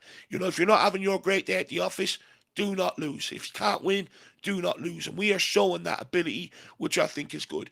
Is there problems that need to be fixed over the international break, coming back into the second part of the season up against bigger and better teams? Yes, of course there is. But the good thing is, we're going in there at the top half of the table, and it's easier to maintain yourself at the top half of the table than it is trying to climb the table. So all in all, positive heading into the international break. How many times have we headed into this international break off the back of a defeat or off the back of a really disappointing draw, and it's all doom and gloom? For me, I'll take the small positives where I can. Good job today. Job done. Professional performance. 3 points on the board. Keep our away record going. It's all good things. I think even too, King Hoddle mentioned that we've also now ended their 23-game unbeaten home run. Leeds United, to your point of Spurs away from home, have actually been brilliant under Winners, Thomas winners. Frank this season. Yeah, so that's actually a fair stat to bring up. Shawnee Maddox, member for 25 months as an elite member. Big up, Shawnee. Very, very Yep, generous Charlie. support over these years. Saying, choo, choo, choo. Thomas Frank, the engine, chugging on. We look better from open play in this game as Yeah, well. I think that's where Dave and I were like trying to show the praise when we could, is that it seemed like when we were going forward, it was nowhere near as sloppy, which was nice because there were games where I was just losing my head over us not even getting the first touch right, let alone, the decision making or executing the pass. It wasn't as sloppy going forward. And then there were some moments that we did carve out that, kind of forced Leeds back. We also, as well, I felt yeah. like had a lot of control of possession in their half. There were a couple of recent games where I'm pretty sure people would agree with me, but we were like, when we got into the opposition half, we were like struggling to complete like 3, 4 passes together. Whereas this game was definitely different. Felt like we had a much better plan and idea going forward. And the build-up play was also so much better. We were actually able to go down the left-hand side for once, in Well, this game. that looks so much better today, and that's a huge positive, Jack, because when you listen to Frank in his pre-match press conference, he sort of admitted everything is coming off that right-hand side, and that, with the left-hand Yeah. side, there's been problems because of the combinations that he's had to mix and match and stuff like that. I'd argue some of that is his own fault. But Destiny Adogi and Udaber seems to be a combination that we can get a bit of joy out. Now, is it going to be flawless? No. But is it going to produce more than most other combinations down that side? I would argue, off the evidence, yes. I also think moving Xavi into the 10 today, he looked good in there today. Created a couple of chances, got on the ball, got turned, played Wilson Odegaard, linked up well down that left hand side with them guys down there. So all in all, it does look like coming out over the course of this international break. I think the good thing coming out of today's game, of course, Matisse Tell scoring as well. It now looks like that we're starting to get the resemblance of something, a core of an attacking unit that maybe you can work off and sort of build off now over the international break moving forward. Because my big questions were, well, who is going to take that position down the left hand side? He's tried so many players out there, no one's put their hand up. But Udaber and Doggy looked menacing today. Mhm. Bit better on the end product, you're going to get joy out of them too. Xavi moving into the 10 just looked a bit more natural today. Looked a bit more free, looked a bit more creative. Matisse Tell scoring. We've got something to work off now going forward, which I think is a huge plus because that's one thing I was scratching my head about. Like, what is the right combination? But I think today we've seen what direction we can go in with it. Well said. Big up, Shawnee. Thank you for the generous support over these years. Dark Sun G saying kudos. Tell are two players that needed a goal as well. Come on, you Spurs. I think Tell absolutely needed it. And then kudos, even though he's been brilliant in the creative sense, he has wasted some chances, I think, this season, to score. And so finally, he sort of gets off on the record here. But it was a player that I did have that in the back of my head where it's like, yes, he's doing so much for us creative wise, but he has had maybe some opportunities here and there to just be a bit more clinical and have a Yeah, bit more end product in front of goals. And he also maybe just needed one to go in like that. He's had better opportunities than that to score, but then that was the one that he did in fact score. You would yeah, say the same thing about Matisse Tell, funny enough. He's had probably better opportunities than the one he has scored today, but that was the one that went in. So football can be a funny game, and hopefully they both use this as, that bit of a confidence booster to kick on from here and start providing, because we need these forwards to start putting away the chances. Dark Sunji, I felt like there are a lot of games where maybe we're not creating a chance, all the time, but we have had good chances in games where most teams you would imagine would put them away. And Spurs have been pretty wasteful, in my opinion. So it just feels good to see them just at least put away almost like half chances, really quarter chances, if anything, because I think maybe that can give them the confidence to put away some of the easier chances that have come our yeah, way in these games. At least I'm going to use that as a positive boost for what's to come, because we need them yeah, to start scoring if we stand any chance going down this road. Andy English saying such an important wing. And yeah. before the international break, the spell has been broken. Yeah, I think that's Thank what we're all God. worrying about. Rain Man saying Chavi in the 10.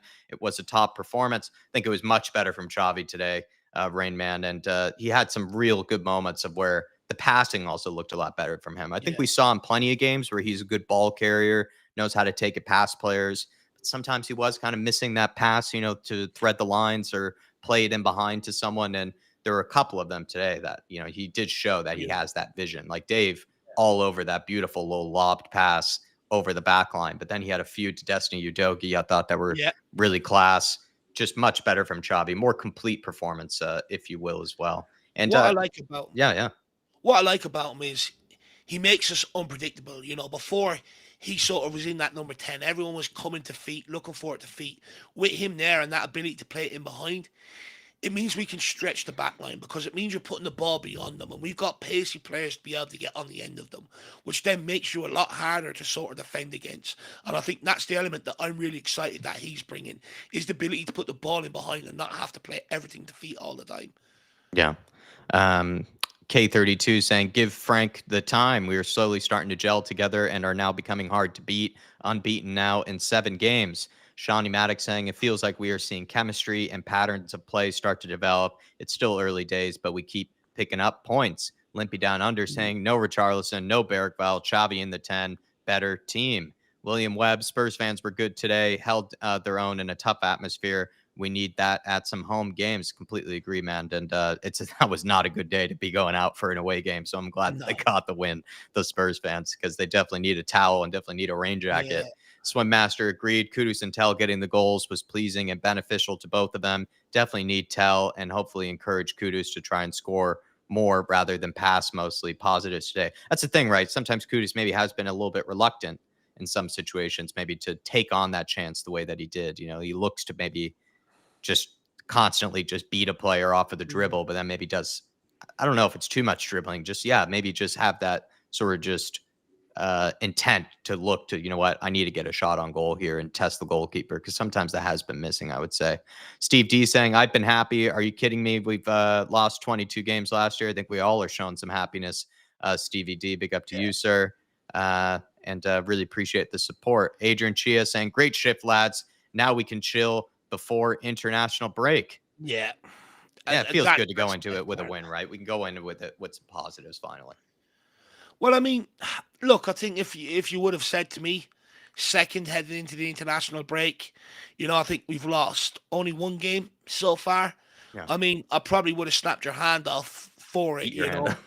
Yeah, it beat your hand off, according to the karma. But I think there's very little to be disgruntled about. I think, I sort of said coming into this game, so much perception or how Tottenham will be perceived of the international break and the start we've made rides on us winning this game. If we win this game, everything looks rosy in the Rose Garden. If we would have lost this game, there would have been a lot of pressure, a lot of scrutiny, and a lot of questions. So I just think by having that win, it takes a lot of pressure off the team, which means then they can start looking forward to the fixture list that they've got coming up, looking forward to taking scalps. And I think they feel like they're probably tactically more set up to take some scalps along the way in this big, massive, hard run of fixtures that we've got coming up. So I think, all in all, it leaves us in a positive place with the appetite for more. And that's all you want when you're walking away from games of football, my man. Yeah, and how many times have we kind of maybe been on a high and then we go into that last game before the international break, end up losing or dropping points in a way that we Yeah. shouldn't have, and then it just kind of are then left, a bit sort of in a confusing place where you're like, man, maybe we played all right, up until that game, but we should have been able to take advantage of that last game Yeah. before international break, go into it on a high, like you're kind of suggesting there, Adrian Chia, and finally we've done it. Sam DaCosta, afternoon, lads. Didn't really get to watch it properly, but we broke the international curse. That's where everyone's happy at the minute, for sure. Tell seems like a good guy in his post-match interview, says Ed Sweeting. Yeah, I would like to check that out. Big up to Patrick O'Donnell saying we are ahead of Arsenal at the moment. That's for sure. Maybe Nuno can do a job for us over at West Ham today. Ed Sweeting saying Kudus has been praising Tell, saying that he has a great attitude and he's a great trainer and deserves his goal. Maybe that's something that we just don't know. Behind the scenes, maybe Tell has been working hard to get these opportunities from Thomas Frank. And I'm glad that as well that he did take the chance today, because for me, Richarlison right now is just, he's been quite frustrating. And it was nice to actually that Thomas Frank did give him another opportunity. Thing is, though, is that you can work hard in training, but you need to take your chances when they're given to you. And Tell actually was able to do that today. Funny enough, in a much bigger game than the one against Doncaster Rovers, which is just funny how sometimes the game can work. Looking more solid, says K32, 100%. DB, great result and performance. Happy days. Big up to you, DB. Hopefully everything's all right with you, my friend. And then we also have King Hoddle saying there was style today, some good passing and movement. Others are saying not as much sideways passing today. Would definitely agree with that. Definitely far more positive on the ball. Jerome saying, you know what is great? The international curse has now been broken. We won a game before an international break. Everyone's just fixated over that, Dave. I mean, it's just because it's real, right? You know, the stat you said, it goes all the way back to 2023. Like, that's the course of 3-4 seasons. Like, that's just absurd. It's absolutely madness, and you've got how many international breaks, over the course of a season as well. So it's not a good stat for Tottenham Hotspur, and they are the games where you sort of can kill your momentum, right? And it can sort of change, how you come back off them. And sometimes with your momentum being killed, it can take you a while to get back up and running. Whereas if you win it, you're sort of exciting to come back and hit the ground running and keep progressing. Like, they're sitting there second tonight.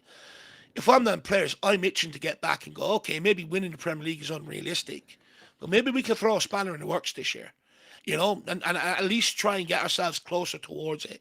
The good thing is as well, sitting where we are in the league table, them injured players will be wanting to get back and chomping at the bit to get back as well. So it's all good, and it's just good to break all these curses. Like our away record was a curse for a while, this international break one. The next one we need to beat is the Wolves one. Jerome, once we beat that, then we well and truly have turned the corner. 100%. Big up to you, Jerome. Really appreciate your support, sir.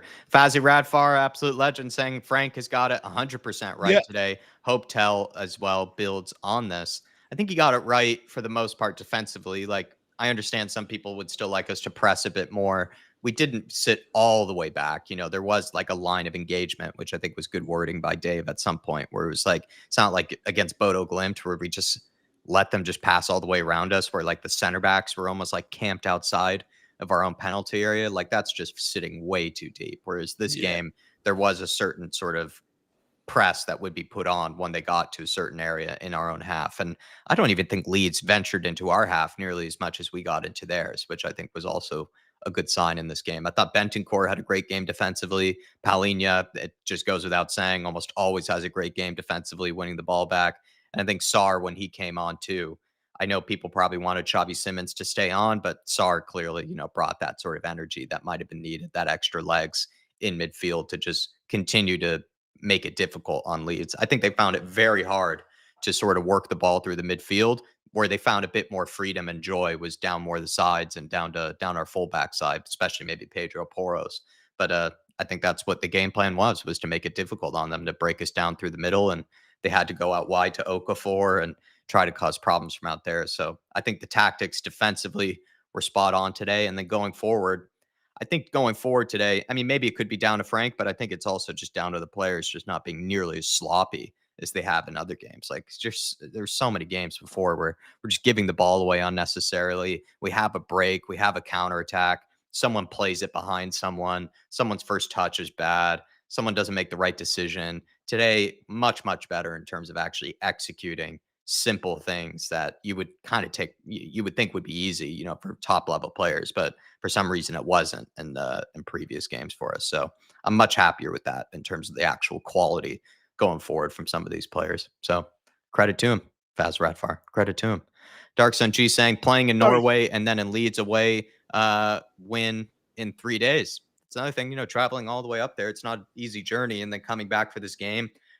Maybe I know we're just adding to this curse thing, Dave, but that is right. All the ingredients of it could have gone really poorly today.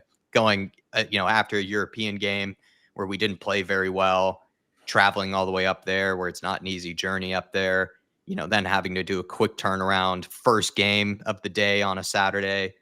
Spurs able to get the job done under circumstances that so many times in the past where you and I have been here where they haven't gotten it done. So that's the other thing. No, look, like I said, I think, some Broke people a lot of look at it and curses go, today. yeah, look, maybe the mentality's changing and stuff like that. I think, maybe people can allude to that, but I think Paddy Power give us a lot of credit here today as well, though. They say, fair play to Thomas Frank. He's turned one of the league's funniest teams to watch into one of the dullest, and I think, it's sort We're of, now yeah, happily boring. yeah, sort of happily boring, but sometimes boring can be effective, and that's what we are right now. Rather than everyone tuning in to clown on us and watch how much of a disaster we are and stuff like that, people are going to find it very hard watching Tottenham Hotspur in general, but also find it very hard to sort of clown on us because we're not losing games. We're showing the ability to be able to pick up results, which I think is absolutely huge. And to Dark Sung G's point, the fact that we won the game off the back of a midweek game as well, it's not something that we've shown great ability to be able to do as well on that one, Dark Sung G. So that is a fair point to make. However, I'd argue I still think the Bodo one is a bit of a stain, in terms of the week. But all in all, we rocked up here today with a lot of pressure on us. 12:30 kickoff. Leeds haven't lost there in over a year in the league. Not winning on an international break since 2023. Spurs usually struggle off the back of a midweek European game. There was a lot of omens there to point to, that Tottenham could be upset here. And I'm sure a lot of people would have went to the bookies and bet for an upset here today. However, to Paddy Power's point, the fact that he's turned us into a dull team, and what they mean by that is we just execute the basics. We're not eye-catching going forward, but we do enough, and defensively we don't give away a lot either, so I think, on that, just the ability to be able to win games, Dark Sun G, is the most important thing, because look, everyone says, oh, we shouldn't let life dictate, or football dictate your life. But if you win, you're bouncing all week, and if you lose, you're just miserable, and you find the small things irritating and annoying. That's just the way football is, my man. But Jack, I was listening to you speaking there on one Faz Radfar super chat, and sort of how we were going forward, and I was just thinking, of course we looked a lot better. We took out Richarlison, who is awkward on the ball, and we took out Brennan Johnson, who does nothing on the ball. So we took out, our two least technical players, put in all of our most technical players, and we yielded better results because of it.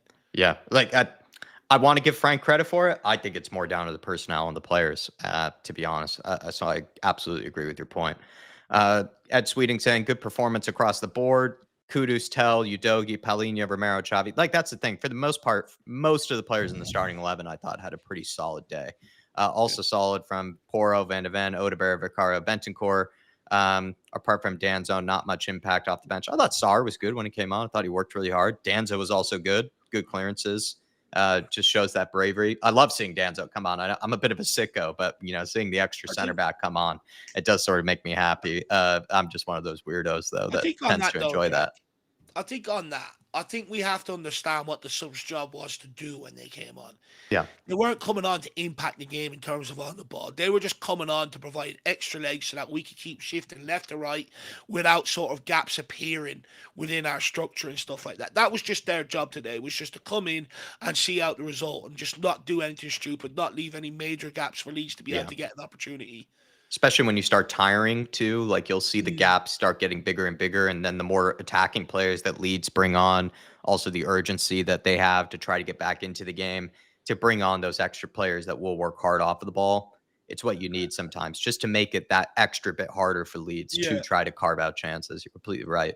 Skunkwork saying Vicario is a box of chocolates, makes a mistake to cost you a game, and then makes a save to end up winning you a game. Yeah. He did both today, but thankfully the winning save was the latter. I think a few people mentioned that comment actually about Vicario, that he made a game-winning save, but then also kind of cost us. K32 saying, thanks for this channel. David Jack, I really enjoy it. Good luck to everyone. See you all back soon. Back to work now, crying face. Big up, Kieran. Absolute legend. King Hoddle saying that last save from Vicario was top class, and he parried it away from danger this time. Completely agree, man. Completely agree. And you know what? It's good to see him getting his flowers on that, Jack, because, look, you can't sugarcoat it. His last 4 starts, he's made four mistakes that have led to goals, right?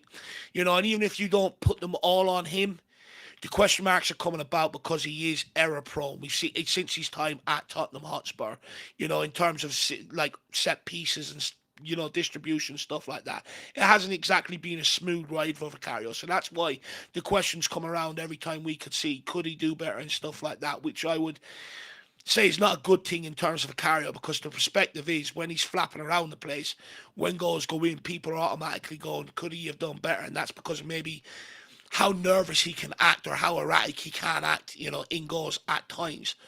But likewise, he didn't let that mistake affect him today. You know, Hmm. I said at halftime, it's happened. Now he needs his teammates to bail him out. And to a degree, we bailed him out today. But right at the end, he produced a save that made it that kept 3 points instead of going home at 1 point today, and he deserves his flowers because the big test for me of a goalkeeper is okay. Mistakes can happen. Any player, a mistake can happen. How do you bounce back? Are you going to keep letting that mistake affect you and make it, make it a harder game for your team for the rest of the game, or can you bounce back? And he bounced back today, which I think is a positive to take forward. And then Artist T saying, you've done your job when you make a crowd boo when they're having a good season. Players should be Yeah, proud. That's how you respond. Artist T, right? Put a lot of pressure on, Thomas Frank to win this game. He was able to get the job done, Artist. That's for sure. And so we don't have to think about making up for it when we get back from international break. And it's also just the cutthroat nature of football. I do think Frank did have to win today. I was of the belief that he just had to get it no matter how. Like, it didn't have to meet for me to be scintillating football. I think that can come later. But I think you at Spurs, you have to strike that balance between showing signs that the football is yeah, getting better while also picking up results. I don't think you can do one or the other. I think you kind of have to sort of do a version of both, where you have to show that the result, football is going to get better, style of play is going to start, coming clear, but then you yeah, can't be dropping points, the whole time either. Like I said, giving the Russell Martin example, which I might have overused, or even to a degree, Ange Postecoglou, there was that feeling like, oh, it's all, words about, oh, style of play, philosophy, all these buzzwords.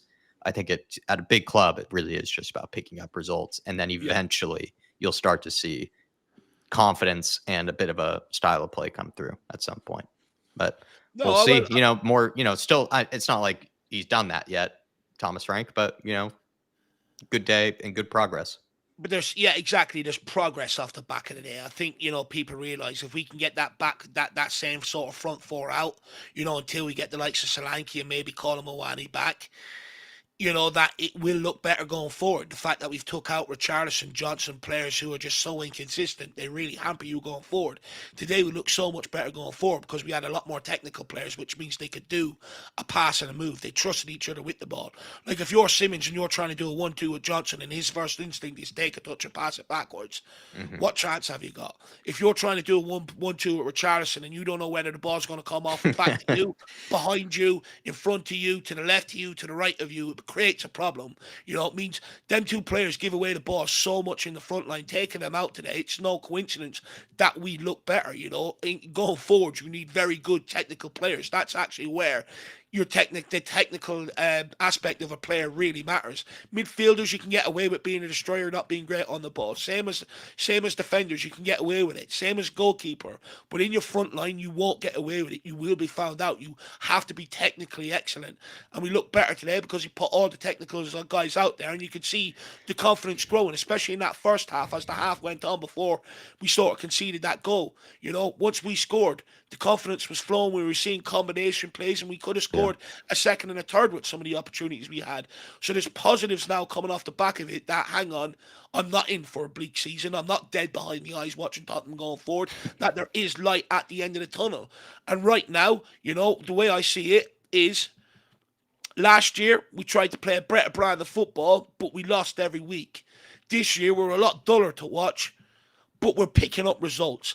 And Yeah. if we can get the forward line, going off the back of this, and I think the fact that we're picking up results give Frank more time in the job to be able to find the right combination and get us firing, we would be a very effective team.